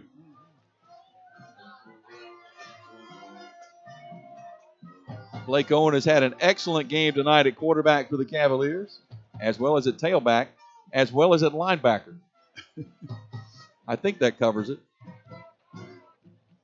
High snap on 3rd and 2. Straight give Johnson. 1st down and more. Sidestep the defender. Got down to the 42-yard line. It'll be a Cavalier 1st down. He went sideways through that gap. Again, the vision of seeing the defender for Lebanon coming in from his right. He just turned his right hip, right shoulder, and brushed the guy by and got 3 extra yards. Pat and I looked down on the sideline. Chuck Gentry, the head coach for Lebanon, kind of standing all by himself out there. This kind of a helpless feeling got to be.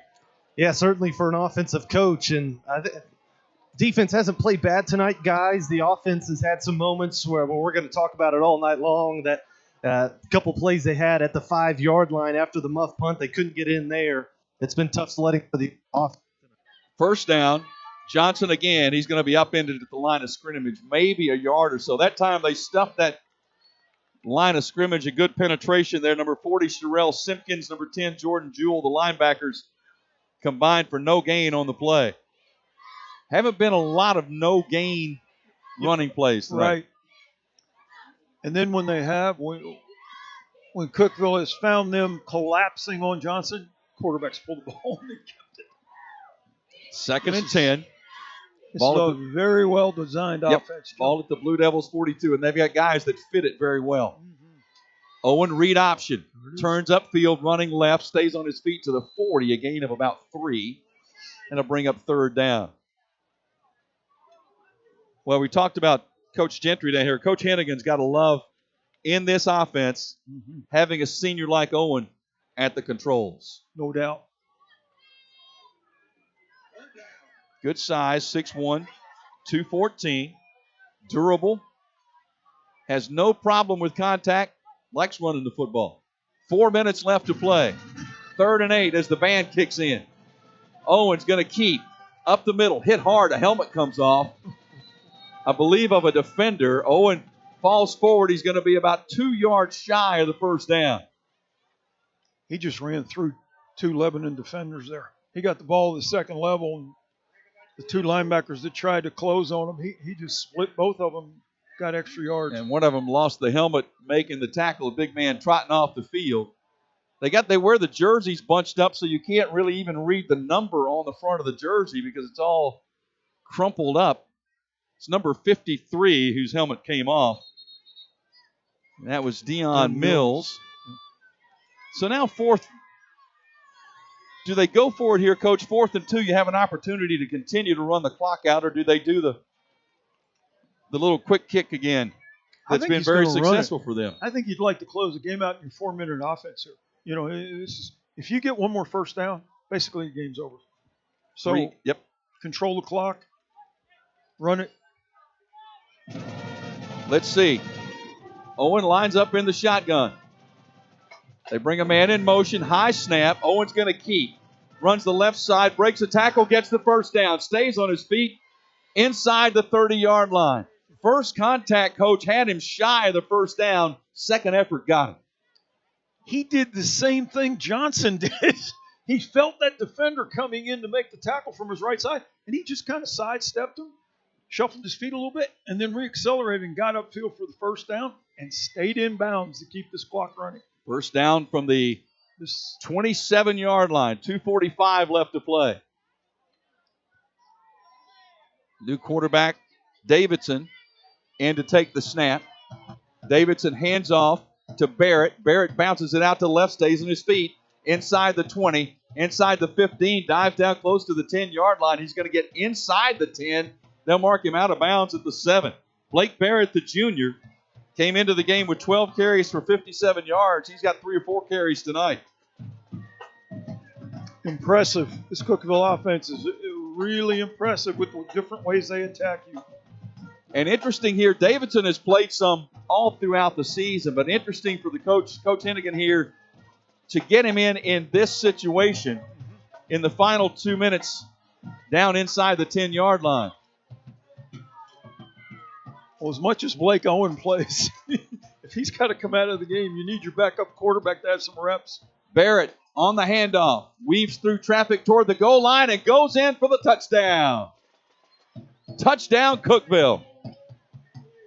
Barrett just picked his way through traffic, came out unscathed at the other end. And what side they run? Left side. Guess who hasn't come out? None of those five up front. They have remained in the game. Wow. Yeah, they have controlled that side of the football for sure. Yes, sir. Now, the last extra point was missed by Cookeville. So Sanchez Cantu will try to redeem on this one. And he puts this one up and good. So 1:48 left to play. Cookeville extends the lead to 27-0. And Cookeville's going to improve to 4-0 on the season. We'll take a break, come back for the final moments. 27-0 Cookeville on WNSR, Nashville Sports Radio. Hey Nashville, start your day the right way with Bongo Java Cafe, located in the lobby of the Omni Nashville Hotel. Bongo Java is Nashville's oldest local coffee company. Get your day started with a freshly baked muffin and wash it down with a hot cup of dark roast or hair of the dog blend. With free Wi-Fi, you can get some work done while enjoying a toasted breakfast sandwich. Beat the traffic, treat yourself at Bongo Java Cafe, located in the lobby of the Omni Nashville Hotel, 5th Avenue, downtown Music City.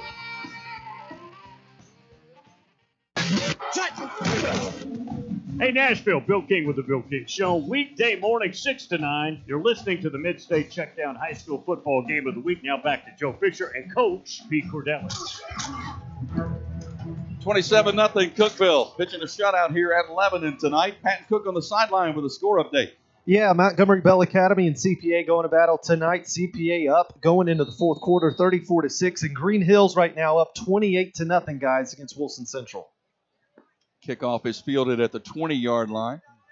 Coming across the field right to left, running laterally, finally turns upfield, gets a little bit of room across the 35, still at his feet down the sideline. Look out, oh, he's finally dragged out of bounds at the 45-yard line. An outstanding return, number 32, that's Jaden Stafford. Rarely, Coach, do those kickoff returns that come laterally pay off. This one did. Last time he did it, the ball got knocked loose. Right. This time, though, he really made a good run. Excellent field position for the Lebanon offense. That CPA NBA score that Patton gave us a moment ago may have sounded a little bit more one-sided than you expected. I believe NBA is playing with a freshman quarterback right now. Yes. Because of an injury, so that's certainly a factor. First down, 1:37 left to play. New quarterback in the contest for Lebanon. Handoff to the tailback, Woodson. The new quarterback is the junior Austin Harrison. So he's going to get a few snaps in here the last 90 seconds. And you can bet Blue Devils know the game is over, but they would dearly love to get that goose egg out of the scoreboard. No doubt about it. You want to put points on the board. You never like to end the game without scoring points. Woodson, the senior, 5 carries on the year at the tailback spot in the pistol. He'll get the carry once again, tries to find a little seam on the right side. There's not much there. Andrew Winnett, the middle linebacker, with the tackle. We're inside the final minute. Let's see, Coach. Now, you've done how many games this year? 3. How many shutouts? 3. Okay. I don't know if that's good or bad. Well, one team next week is not going to want you to show up. We just don't know which one it is. 3rd and 1. Pete, I'm right there with you. I'm 0 for 1, too. So. 30 seconds left. In the shotgun, they'll just hand it off to Woodson again. He'll just barrel it into the middle. That might be the final play of the game. And once they move the chains and Yep, clock's going to wind. And let's see, Chuck Gentry's got the headset off. Not even looking at the field. Players are looking over here. Are we going to snap it again, Coach? And he's saying, no, I don't think so. Let's just go to the house. And that's what they're going to do is the clock is going to run down. An impressive performance by the Cavaliers of Cookeville as they pitch the shutout tonight in Lebanon. Cavaliers win it by a score of 27-0. Cookeville improves to 4-0 in Class 6A Region 4 and their first region win of the season. Lebanon falls to 1-3. They are 1-1 in region play. We'll take a break, come back with more from the field here at Danny Watkins Stadium in Lebanon. 27-0 Cookeville on WNSR Nashville Sports Radio. When was the last time you did something fun with family, friends, coworkers, and clients? What if I told you about a place under one roof that offers affordable entertainment for all ages? That's what you'll find at Strike and Spare Family Fun Centers in Donaldson, Hermitage, Tusculum, Hendersonville, and Murfreesboro with bowling, games, food, drink, and entertainment for all ages. Enjoy an enhanced experience in Hendersonville or Murfreesboro where they feature additional fun with bumper cars, laser tag, roller skating, and more. All locations are open 7 days a week, including holidays. Visit online at strikeandspare.com. Strike and Spare, where fun is bowling. Hey, the next time you need urgent care, instead of sitting in a dreaded waiting room, call Medical House Calls to give you the care you need in the comfort of your home, office, or wherever you are. Medical House Calls treats everything an urgent care can and provides a variety of preventative healthcare services, including IV therapy, NAD, and a cutting-edge weight loss program that is proven to work. Medical House Calls delivers the highest quality care for children, adults, and seniors. Scheduling appointments is super easy. Go to medicalhousecalls.com, medicalhousecalls.com, and click on Schedule an Appointment. It's that easy. Medical House Calls. The nearest clinic is where you are. Hello, this is Greg Pogue. The first time I met Tim Leeper, owner of Tim Leeper Roofing, I didn't know I needed a roof on my home, but I recalled meeting Tim as a huge supporter of Hope Hines' annual charity golf tournament, and upon further research at timleeperroofing.com, that his long-based MidState company was a former recipient of Roofing Contractor of the Year in Tennessee. Now in these trying times, we all should seek a comfort level personally and professionally. So if you have roofing issues, either residential or commercial, I recommend Tim Leeper Roofing. Please give them a visit at timleeperroofing.com. I love playing sports, especially for my school. And that's because school sports are special. It's where it's safe to fail. It's where we're taught resilience, where our fear becomes confidence. It's where we learn to get back up after every fall. School sports are where 7.8 million students go from I can't to I can. This message presented by the TSSAA and the Tennessee Interscholastic Athletic Administrators Association. Touchdown! Oh, I like It's up to you now. It's up to you. I like it. You're listening to WNSR's Mid-State Checkdown High School Football Game of the Week. Here's Joe Fisher and Pete Cordelli. Well, Cookeville literally led from start to finish. They took the lead on their opening offensive play of the night. 68-yard touchdown run by Johnson. That got them off and running. Cookeville led 14-0 at the half. Kept the ball on the ground in the third quarter and fourth, as you anticipated, just sort of ground out a couple more scores for the final of 27-0. A very impressive running attack here by Cookeville. Oh, it really was, and it's all centered around their quarterback, number 6, Blake Owen, the senior. At 6'1", 215, he's an impressive guy and physical, and he also plays outside linebacker on defense. And was physical on defense, too. Made a couple of outstanding tackles. Their running back, Thomas Johnson, he's got some speed. Good vision, and this two-headed monster running behind this big offensive line was an impressive performance. Yeah, and I think our player of the game is about to join us here, the senior Blake Owen, working his way over toward the near sideline, about to put the headset on, and we'll have a visit with him for a couple of minutes. We're efforting his final stats for the night, but Blake has put on the headset now, and I think Adam will give him the microphone. Okay, we're good to go. So Blake Owen joining us, the senior. Very nice night. Congratulations. Thank you, Coach. Tell me, you love running the football, you love throwing the football. Which do you like more, or does it matter? I would definitely have to say running downhill with the football. It's a lot more fun than throwing a 80-yard bomb or something. Getting a touchdown, a deep touchdown, rather than a 5-yard truck is. I like the 5-yard truck way better. Blake, between you and Thomas Johnson, I mean, you guys are a two-headed monster there. The defense has to make a decision as to who they're going to try and stop. But the way you have run this read option offense gives you a lot of opportunities to run the football. It does. Having Thomas back there really takes a lot of the eyes away from me. So it kind of in our line blocking give me such good holes to run through. Is really I just kind of just do my part. That's all I have to do. Walk us through your process. Like each play, you line up in a formation. You look like you're ready to simulate the snap, and then you look to the sideline. What is the process that you're going through right there? Well, we're trying to make them jump off sides usually this game, but then we'll just get a quick see what they're lined up in, and call whatever play works best against their formation. Do you have the ability to check the play? I could probably maybe like ask him, hey, do you think this will work? And sometimes yes, sometimes no. So I got you. Well, I'll tell you what, you were very impressive tonight. And how about on defense? You had the big sack last week on the last drive, and tonight you come up with a form tackle. That was beautiful. When you got that tackle for loss tonight. Thank you. I just kind of do my job. I had the force, and they just kind of brought him to me. All I had to do was just make the tackle. So. Well, you did a great job, and congratulations on looks the like win tonight. Looks like the stats just came over here. 18 carries, 191 yards tonight. Thank you. That's awesome. Next to my line for sure. Yeah, that's right. That's what a good quarterback does right there. So, and you had a big game last week, White County, big rivalry game. Mm-hmm. Was it difficult? I mean, you got to win. Was it difficult getting over that, putting that behind you, getting ready for the next one? It was. Beating a rival like that in that way it feels as if whenever you just win, it feels like the Super Bowl when you beat them. White County is by far our biggest rival. Beating them is just unreal. Like the fans, the student section is going crazy. So we got to tone it down, get ready for Lebanon, and then that's what we did. Well, congratulations. Great game tonight, and probably a nice ride back on I-40 going home.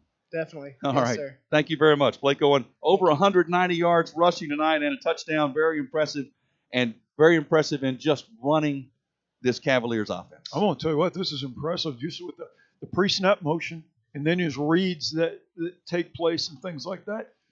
Whatever they're feeding these guys on the way home, he gets 2 bags. Yeah, I think he probably will. He gets 2. And a seat by himself so he can spread out a little bit. Patton Cook has joined us up here in the booth. You were down on the sideline to watch it tonight, and it was interesting because you could pick out a handful of moments that if Lebanon had gone differently, we may be speaking differently. But all of those moments went against them.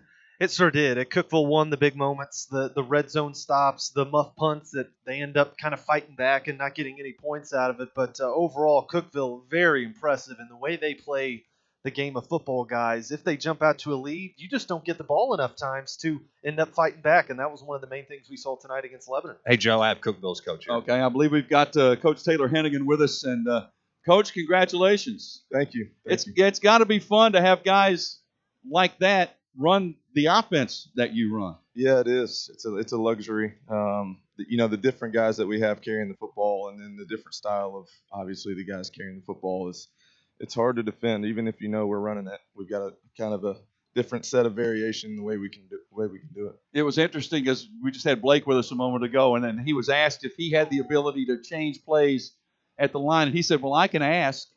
He doesn't have the ability, but he does it anyway.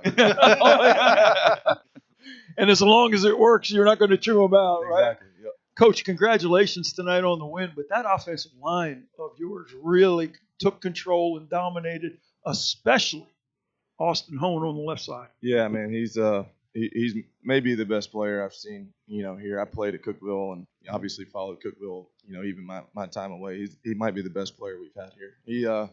he's a culture changer. He's an offensive game plan changer. But a lot of those guys, I mean, we're senior heavy up front. A lot of those guys have started. Our center, Sky Pleasant, started for 3 years. We've got a bunch of guys that obviously aren't going to get the notoriety, but they're the reason that we're doing what we're doing. Coach, not only the scoreboard, but the stats show it. Your defense played lights out as well. What is one thing you're most proud of after tonight's shutout win? I think just the stop after the muff punt, the adversity, the consistency. We in this day and age, teams are going to move the ball, but just the consistency to make them try to progressively move the ball down the field, and for us to get off the field on 3rd and 4th downs was really good to see, and we're starting to build that confidence again in defense.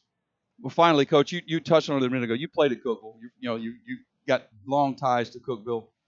What does it mean to you to have the program that you're running now where it's going right now? Yeah, a lot. It's a big part of why I came home. My brother, Zach, is our offensive coordinator, former All-State quarterback here, and we've got several coaches on our staff that obviously are Cookeville guys. And just the biggest thing for me is just everybody pulling in the same direction. Our admin, our community, our coaches, our players, our youth league, our middle schools, the booster. I mean, everything is feels like it's kind of rolling in the right direction. So it's a good time to be here. We've got a lot of things that we want to accomplish that we haven't yet, but we feel like everybody's kind of pulling the rope in the same direction. Well, congratulations. Excellent win tonight. Thanks for the time. Yeah, thank you, guys. Appreciate it. That's Coach Taylor Hannigan joining us after Cookeville's 27-0 win over Lebanon. We'll take a break. We'll come back and wrap it up here from the stadium in just a moment on WNSR Nashville Sports Radio. It's the NFL on Sports USA, and we're a mile high as the Pittsburgh Steelers come to Denver to face the Broncos. The Men of Steel bring Russell Wilson back with talent like Najee and Pickens on his side. Gives it to Najee Harris, starts up the middle, cuts it to the left, and he goes into the end zone. The Orange Crush have rookie Bo Nix under center and Javonte Williams running the rock. It's the Steelers at the Broncos, this Sunday on Sports USA. Coverage begins at 3 p.m. on WNSR, Nashville Sports Radio. Hey, this is Greg Pogue inviting you to come hang out every Saturday morning for 2 hours of shows from the iconic Roy's Meat Service in East Nashville. First at 8 o'clock, 13th season of Prep Football Talk presented by Freeman Webb with co-host Coach Bubba Spears. Then following that at 9 from Roy's, it's the return of One-on-One with Greg Pogue, also presented by Freeman Webb. That's Saturday morning at 8 with Prep Football Talk, and then One-on-One with Greg Pogue at 9, all presented by Freeman Webb from Roy's Meat Service in East Nashville. Are you a victim of the timeshare trap and think there's no way out? I'm Chuck McDowell, founder of Wesley Financial Group, the original timeshare cancellation expert. And I'm here to tell you that there is a way out. All you need to do is give my office a call. I will send you a timeshare exit information kit absolutely free, explaining how the timeshare industry works and your options for cancellation. Call now for your free info kit. 800-328-9696. That's 800-328-9696. School sports are played by humans, coached by humans, and officiated by humans. So the next time you're sitting in the stands at a school athletic event, please remember this and maintain your humanity, especially when it comes to judging and critiquing athletes, coaches, and officials. Please show your fellow humans some respect. They'll appreciate your empathy. This message presented by the TSSAA and the Tennessee Interscholastic Athletic Administrators Association. Man, I loved playing high school sports growing up. And it's fun being a fan now, don't get me wrong, but sitting in the stands feels like I'm missing out on all the action, you know? I wanted to get back in the game, so I signed up to be a high school official. It takes me back to my playing days. I'm supporting students, and I get paid to make the big calls. Do you want to see the game up close? Sign up to become an official in Tennessee at highschoolofficials.com.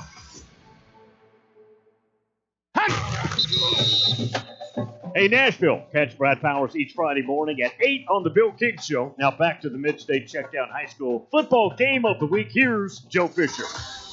Now, when is Pete Cordelli on The Bill King Show? Friday mornings, 6 to 7. 6 to 7? Yes, sir. You get the early call. Yeah. Get up, get a little coffee, Yep. and then get rolling. It's been fun, and I appreciate Bill having me on. It's been great. Well, we certainly appreciate all our sponsors that make this possible. Of course, our hometown sponsor tonight, Tim Leeper Roofing, Certainly thanks for all he does. And then the other sponsors, Omni Nashville Hotel, Strike and Spare Family Centers, Wesley Mortgage, and the Medical House Calls Group. And so thanks so much for all of their support to help bring you high school football, the MidState Checkdown High School Football Game of the Week every Friday night. Don't know yet where we're going to be next Friday. Right. Jury is still out on that one.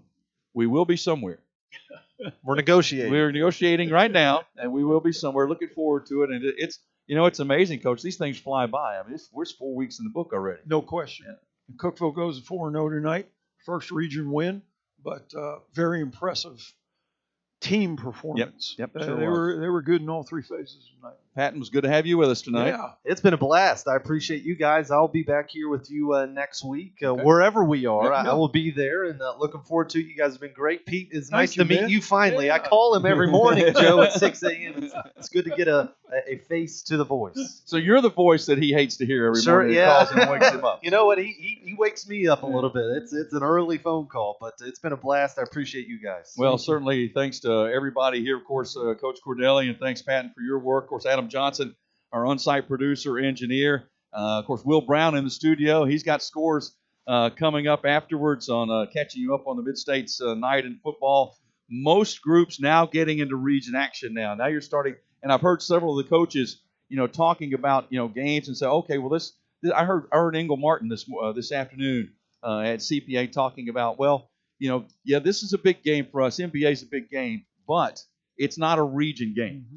And even though it's big, region is bigger. Those are more important. No doubt about it, because the region obviously sets you up later on when you get to the playoffs. And every game, when you win one, the next one gets bigger. Yep. And you have to take care of business one game at a time. And Cookeville took care of business tonight. They did. Well, I'm Joe Fisher. Thanks so much for joining us from Lebanon. Final score again on the MidState Checkdown High School Football Game of the Week. Cookeville 27, Lebanon nothing. We'll see you next week on WNSR, Nashville Sports Radio. When the arena lights dim for a concert, or when the crowd becomes one at a big game, you can almost feel like you're the biggest fan.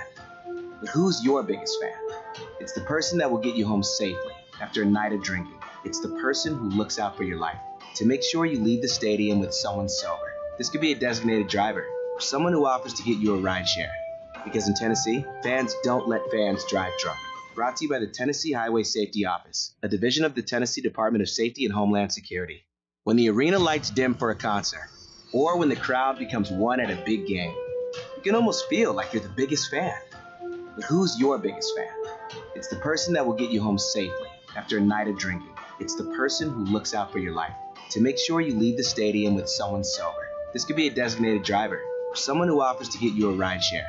Because in Tennessee, fans don't let fans drive drunk. Brought to you by the Tennessee Highway Safety Office, a division of the Tennessee Department of Safety and Homeland Security.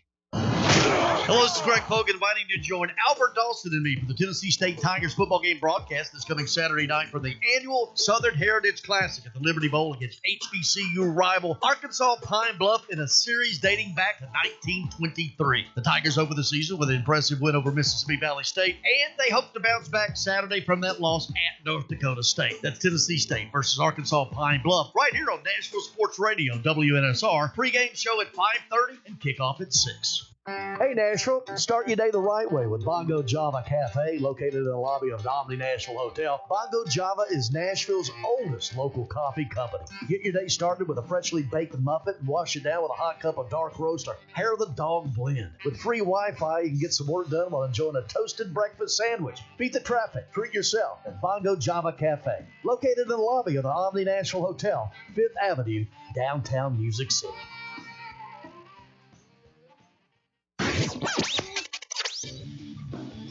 It's the MidState Checkdown High School Football Game of the Week, exclusively on your home for the best high school football coverage in Tennessee. WNSR, Nashville's first 24-hour sports station.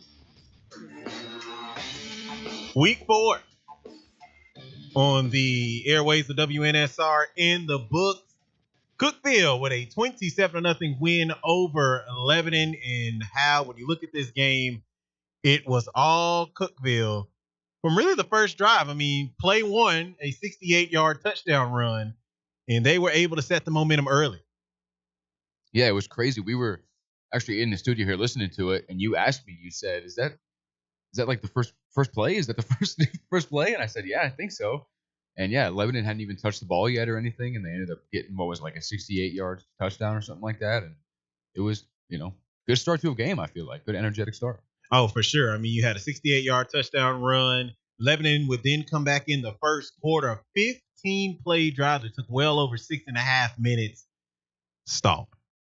Yeah, and I mean, that can be a good thing, right? It ended up being kind of a thing in this situation, but if you end up just taking up that much time, it can really put some pressure on both teams to kind of come back harder. Yeah, both teams really played ball control in the first half when either program had the football. Lebanon would then go down in the halftime 14-0. But when you listen to what Coach Gentry talked about at halftime, I mean, you play assignment football in the second quarter, only giving up one touchdown. Then in the second, that was a 38-yard touchdown run by Cookeville in the second quarter. But I think the story for this evening, when you look at this game, missed opportunities, and you had a drop pass, a penalty on a long drive.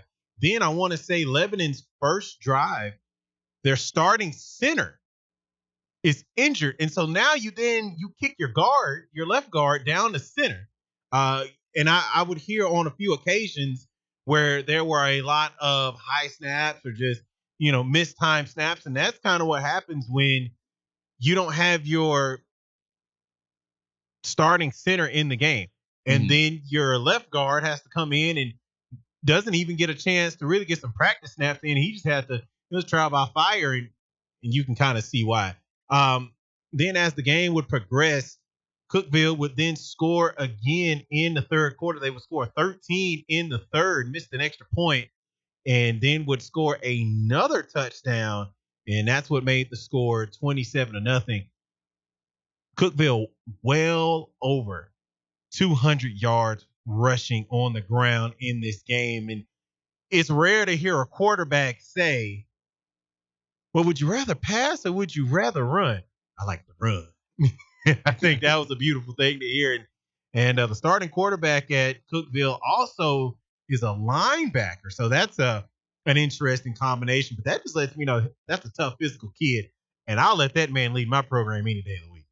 Oh, yeah, that's nice to see. I mean, I remember my quarterback my senior year, our coach wouldn't let him do anything but quarterback because he was a little bit of a skinnier dude, but man, he could throw the ball. If you've got a quarterback that is that versatile and that, big of a guy where he can take a hit, maybe give a few, that's really a nice thing to see because that he could really go somewhere with that. Cookeville with the win, 27-0 over Lebanon. Lebanon would then fall to 1-3 on the year. A tough start for the Blue Devils. Yeah, it is a tough start. I mean, I don't know. They played a good game, though. Yeah, it's kind of hard to, when you come out with a loss like that, there are some good things that happen. But again, I make my point, missed opportunities, drop passes, penalties, errant snaps, just man, oh man, just a team just being better than you on this night. And that was pretty much all it was for this Lebanon team. So, but there is life after death. There's 5 more games left in the season.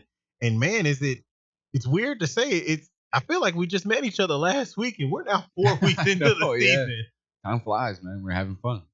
Well, we'll get to some scores. Got a few interviews lined up, but before we get to those, McCallie with a 37-7 win over Memphis University School in the Division II Class AAA state champions keep the good times rolling, and I don't really see anyone stopping them as the season progresses. 34-6 final score, CPA over MBA. Eagleville, my favorite team out of Rutherford County, 12. Collinwood, 7 at the final. Pearl Cone defeating Pure Academy. And Pure fans, if this is the first time you've heard, it stands for Persevering Under Restraints and Extremes. They are a charter school program out of Memphis, Tennessee. And look those guys up. I mean, don't let the record fool you. These guys have had a lot of guys play Division I college football. Shelbyville, 27. Columbia Central, 24. That game in the late stages of the fourth quarter. Milan, 54. Camden Central, 6. Milan rolling in that game. FRA, 35. Good Pasture, 0. Game late stages of the third quarter. Blackman, 28. Summit, Fourth quarter for that contest. Tullahoma 28, Franklin County 10. Late third for that matchup. Grundy County 14, Tennessee Heat. Tennessee Heat is also another interesting program here in the Nashville area. They are a homeschool program, Christian-based homeschool program here in the Nashville area, and they show up. I will say they don't win often, but they show up. 14-0 loss over against Grundy County. Oakland all over the 3-0 Antioch Bears, 34-14, but Antioch doing the best they can, putting up a fight there. That game in the fourth. Brentwood 7, Henry County 6. Final game, Brentwood 36-0. Green Hill over Wilson Central 27-0. Stewart's Creek halfway through the fourth quarter. The My TV 30 game of the week, and they went down to Rockville, Tennessee, and a battle of two Rutherford County teams. All Stewart's Creek. Centennial 44. James Lawson did not get on the board. So those are a few scores around the Mid-State. You know how week 4, week 5, that's when you start to see who teams really are. Yeah, absolutely. I mean, it definitely takes some time for teams to come into their own and get a little bit more comfortable with the season and, you know, the guys that they're playing with. And I definitely think it's going to get a lot more interesting the next few weeks here. It's going to be unfortunate not to see you next week, but we'll miss you. Well, way to spoil the meeting. But anyway, it is what it is. IES will have to take off next week due to some work commitments, but we'll be back in week 6 for sure. Again, man, tonight, I mean, when you look around the Mid-State, a school like Antioch, you know, unfortunately, we'll probably fall to 3-1 after playing a really good Oakland team. I mean, Oakland is, to be honest, they don't really see competition to an extent until they get to the 6A playoffs. Mm-hmm. I mean, this is a team last year that lost to Houston out of Memphis in the 6A state championship. But when you go back to this game, if 2 or 3 things were to go Lebanon's way, we could be talking about a totally different score right now. Oh, yeah, absolutely. I mean, it just goes back to, like you said, about missed opportunities. Just these small things that end up kind of turning the game around or putting in a direction you don't want it to go in. And, sometimes that's just the way it goes. But, I mean, you just wish better luck next time and put some work in and learn a few things maybe. Try again next week. And for the Lebanon Blue Devils, their week 5 opponent will be at Green Hill. So that's going to be a fun matchup next week. So Lebanon now will fall to 1-3 on the year. But I think the important part of your record now when you get into region play is your region record. So that's even at 1-1. And for Cookeville, they're rolling 4-0 right now on the year, and they won their first region game of the season. Defeated White County 42-34 last week. Pure Academy got the best of them 48-16. Started off with a pretty convincing win over Stone Memorial. So really, some would say Cookeville not necessarily tested this year, but by their play on the field this evening, that doesn't really matter. I mean, I think Cookeville showed that we're going to run the football. We're going to play physical defense.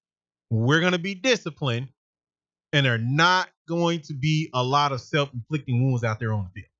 Yeah, and I mean, and even if you do feel like you're not being contested or really put up to a challenge, you can definitely still learn something and find some weak points maybe because they, Lebanon did get a few good plays in. They got some stops and they got a few things going, but you can still work out some kinks there when you're, no matter what kind of game you're playing. Yep, that is true. Final score, 27-0. Cookeville with the win over Lebanon. What we'll do, we'll take a break. We'll come back, get you a couple interviews, and continue on with some scores around the Mid-State. This is the WNSR Mid-State Checkdown Game of the Week, brought to you by Wesley Mortgage, Pinnacle House Calls, Strike and Spare, Tim Leeper Roofing, and Omni Nashville Hotel. Fans, stay tuned. We'll be right back.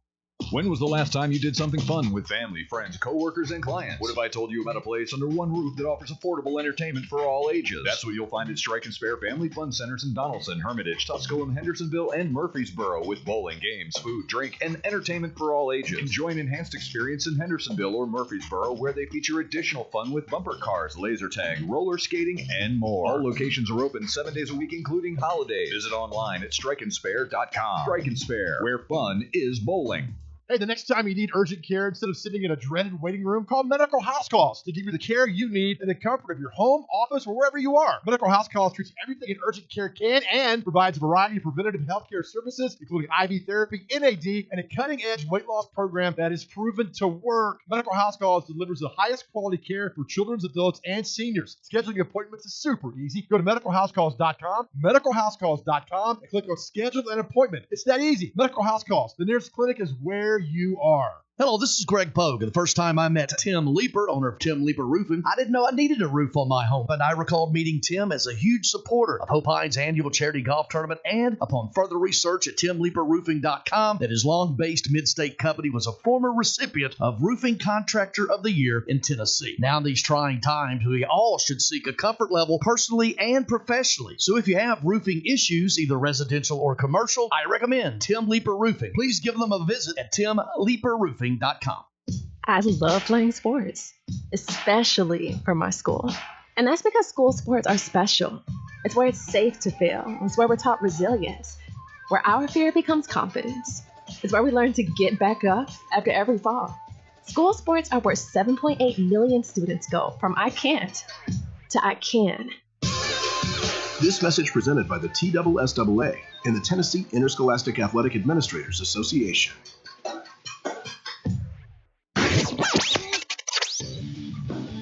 It's the MidState Checkdown High School Football Game of the Week, exclusively on your home for the best high school football coverage in Tennessee. WNSR, Nashville's first 24-hour sports station. It's a final. Cookeville 27, Lebanon 0. WNSR MidState Checkdown Game of the Week. We have now on our line the new head coach at Battleground Academy, the 4-0 BGA Wildcats, coming off of a 34-7 win over Davidson Academy. That game was pushed to Thursday due to the Hurricane Irene weather that most thought was going to come in and do some things, but fortunately not necessarily the case so far this weekend. And everyone out in the Nashville area, hey, stay safe. Hunker down if need be, make the right choices. But with all that being stated, Coach Bobby Bentley, I mean, your team's rolling like a Ferrari out there on the field. Thank you, man. Thank you. I'm really proud of the guys, proud of our staff. Our school has been behind us, and it's been a lot of fun right now, and I hope we can keep it rolling. 34-7 win over a really competitive Davidson Academy team. You get your first region win of the 2024 season, and your region contest do not get any easier. Next week you got CPA. You take a step out of your region on September 27th versus pretty tough and improving Metro School program in Hunters Lane, and then a game that I have circled on your schedule, Pope John Paul Preparatory School. You guys will go back to Pope Prep for the first time since 2022, and I remember that game. I actually called it. 22, man, it was 2021, man, it was large scale arena football. It was whoever had the ball, they pretty much scored. Then October 11th, you have Franklin Road Academy, the Webb School, again, a school that has improved from last year to this year, and you end your season at Good Pasture. But talk about some things that went well in the Davidson Academy game last night that caused you to come out with that 34-7 win. Well, we actually just lost Coach Bobby Bentley, and that's okay. We'll get him back on, and as soon as we get him back on, we'll get back into the interview. But, man, when you look at Battleground Academy, I mean, I'm going to go through their line. 68-41 win over Knoxville Webb. A 69-3 win versus Maplewood. So they beat the Panthers from East Nashville by 66 points. A tough match versus Nashville Christian last week, a 35-28 win over Nashville Christian, and then the aforementioned 34-7 win over Davidson Academy. I mean, this is a school that 2023 they went 5-6, 2022 1-9, and that lone win in 2021 came over Republic. That was a 64-0 win over the Trailblazers out of North Nashville. But man, this Battleground Academy team, I've said this, I've talked with other people who have ties to BGA. They're just one head coach away from really doing some good things on their level. And I mean, just the sky is the limit out there for that program. And I think better days are coming. But if we can't get a hold of Coach Bobby Bentley, is what it is. Hey, that's live radio for you. Things happen. And I say all that, and I just spoke them right back into existence. Coach Bentley, I bet you got that good T-Mobile service. But nonetheless, good 34-7 win over Davidson Academy. Talk about some good things that happened in that game. Yeah, we had a good start. We were concerned about the matchup with our lines and the line of scrimmage. They're a very big physical team.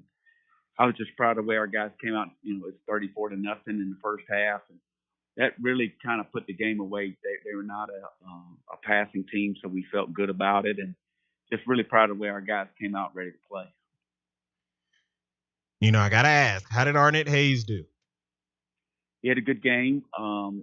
We played him a little both ways against that Nashville Christian team. This game, we just played him on offense. He had a lot of explosive plays.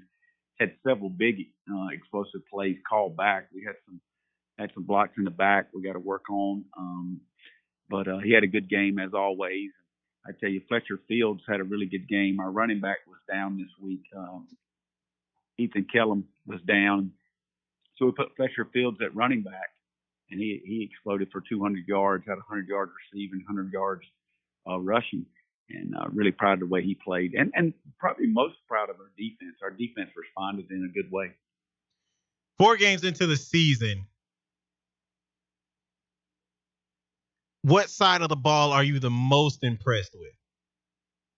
Probably the offense. Just the way our quarterback is played. Our offensive line has played really well.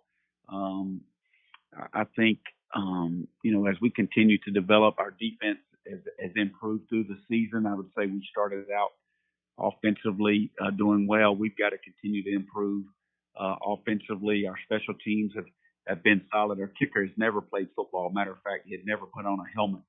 And that was an experience of him putting on his pads in the equipment room. Cyrus Harr, he's done a great job. It's just really since we, put our feet on the ground at BGA, our kids have responded to everything we've asked our guys to do, and it's kind of validated what we told them. We thought they were pretty good athletes, and they've done a good job showing us that. These guys went 1-9 in 2021, 5-6 last year. Got a chance to go to the playoffs, and you know what? I was telling teams, I'm not just saying this because I have you on the line. I was telling guys around the Nashville area, Battleground Academy, and no slight to Giannis Rodriguez, who was the last coach there at BGA. I said this: BGA is 2 athletes and 1 committed head coach away from getting back to the BGA of old, and in comes Bobby Bentley. Well, it's just more than me, though. I think that the administration allowing me to hire staff, of committed coaches. It's not just being a committed head coach. We've got a great staff. I mean, we've got a great receiver coach. We've got a great offensive line coach. We've got a great tight ends, running backs coach. And then on defense, we got a tremendous defense coordinator. Got a great D-line coach. Our DB's coach is good. And our linebacker coach, was at BGA when they were so good earlier, and was at Ainsworth last year. So, we've hired some good coaches, and when you have good coaches and you have some good players, everybody has good schemes. But good schemes don't beat good players.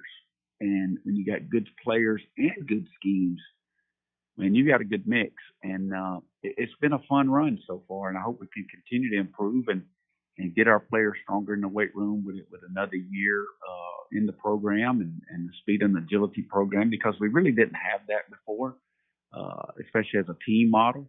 And I think as they do that, the kids do that as in the offseason, we'll get better and improve. Well, hey, Coach, I always love talking to you. Good luck to you for the rest of the season, and enjoy the rest of your night. Listen to a good country song for me. And thanks for what you do for high school football. Oh, man, I appreciate it. That is the head coach at Battleground Academy, Bobby Bentley, 4-0, year one under Coach Bentley. We'll get to a few more scores. I think we got one more guy on the phone. We'll get to him in just a second. Final. Hendersonville 27, Hunters Lane 12, competitive game right there. Hendersonville coming out with a win. Beach 35, Portland 13. Ainsworth 35-0 over Knoxville Webb. And who do we have on the line here? Well, I'm not going to lie to you. I didn't really hear his name, but he said he was a writer from JP2 to come and share something with us. Well, let's put him on. All right. Well, the Knights of Pope John Paul Preparatory School win 33-27 over the Webb School, giving the Knights their first win of the 2024 season. Who do I have on the line with me? This is Kendall Butler. How you doing, Will? Man, what's up? So talk about those Knights. First win, hard-fought game. You could tell that the Webb School has made a lot of improvements because, Kendall, I think JP2 defeated the Webb School last year 41-7. And you would not think that was the same team that showed up in Hendersonville today, let me tell you. I just want to first point out this was the first home game for JP2 this year. It was homecoming night. So there was a lot of electronic energy in the building. Great crowd. But to your point, Webb School very much improved. I talked to Coach Sneed Wednesday, and he warned me of that. He's like, look, Kendall, this is not the same Webb School you're thinking about from last year or years prior. These guys are legit. These guys are improved. They've won their first two games this year. And how they run their offense is very unique. They go 4 wide receiver set every play. They have a dangerous running back in James Pierre. So they have a great offense and a decent defense. Overall, the game in the first half went back and forth. Score at halftime was 13-13. My key component of the game was that the fact Bo Bailey was back for JP2. Running back, played against East. He had a hobble foot through fall camp, re-injured it against East, or against that close loss they had against East, and he was out against Father Ryan, CPA. They finally brought him back in front of his home crowd today. He did not disappoint. He had around 15 to 20 carries, well over 100 yards, 2 touchdowns. Go ahead. No, go for it. No, I'm saying he carried that team on his back today, and you can tell he was one of the missing pieces they didn't have the past couple weeks. Now, if I'm not mistaken, Bo Bailey was once a wide receiver that has now switched to running back. Correct. And he's a senior. He's been in the program for 4 years. He's one of those guys that's been waiting, but's been prepared while waiting, right? So he's not a guy that's just been there and gets his turn. It's like he wasn't prepared for it. No, you can tell this guy's been working his butt off while he's been there, and he's getting his featured year. And I was just happy to see him back in the lineup this week, and he really played. It's not like he, sometimes they bring guys along slowly and show flashes of him, and no, they played him the whole game, and he did not disappoint, and he was the reason why they won today. During the fourth quarter, where the game was 33-27, and JP2 had to run the clock out, guess who they leaned on? Bo Bailey. And he moved those chains, started moving, play after play. Well, I heard a wise person said you don't be tired. You're not tired by waiting.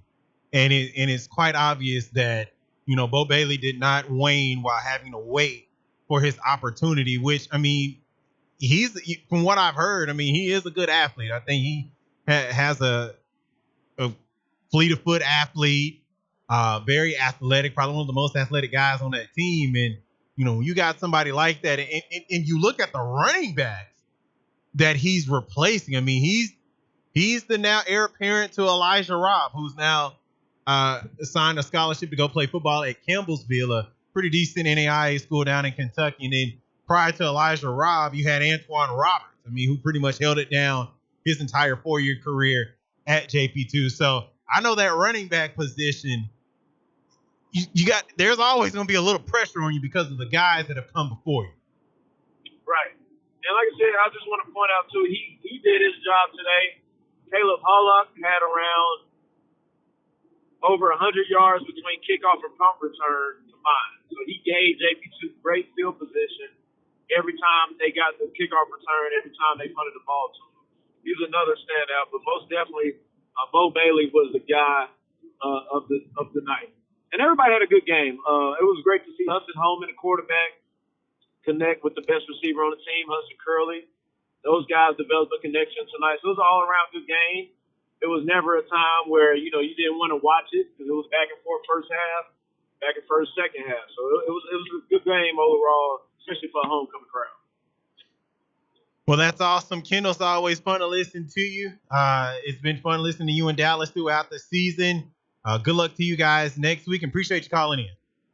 Yes, sir. You guys have a great rest of the night. All right, man. You do the same. Well, the Knights of Pope John Paul Preparatory School get their first win of the season. It's an interesting way that their schedule has gone. I mean, they started off 0-3 last year, losing to East Nashville, Father Ryan, and CPA.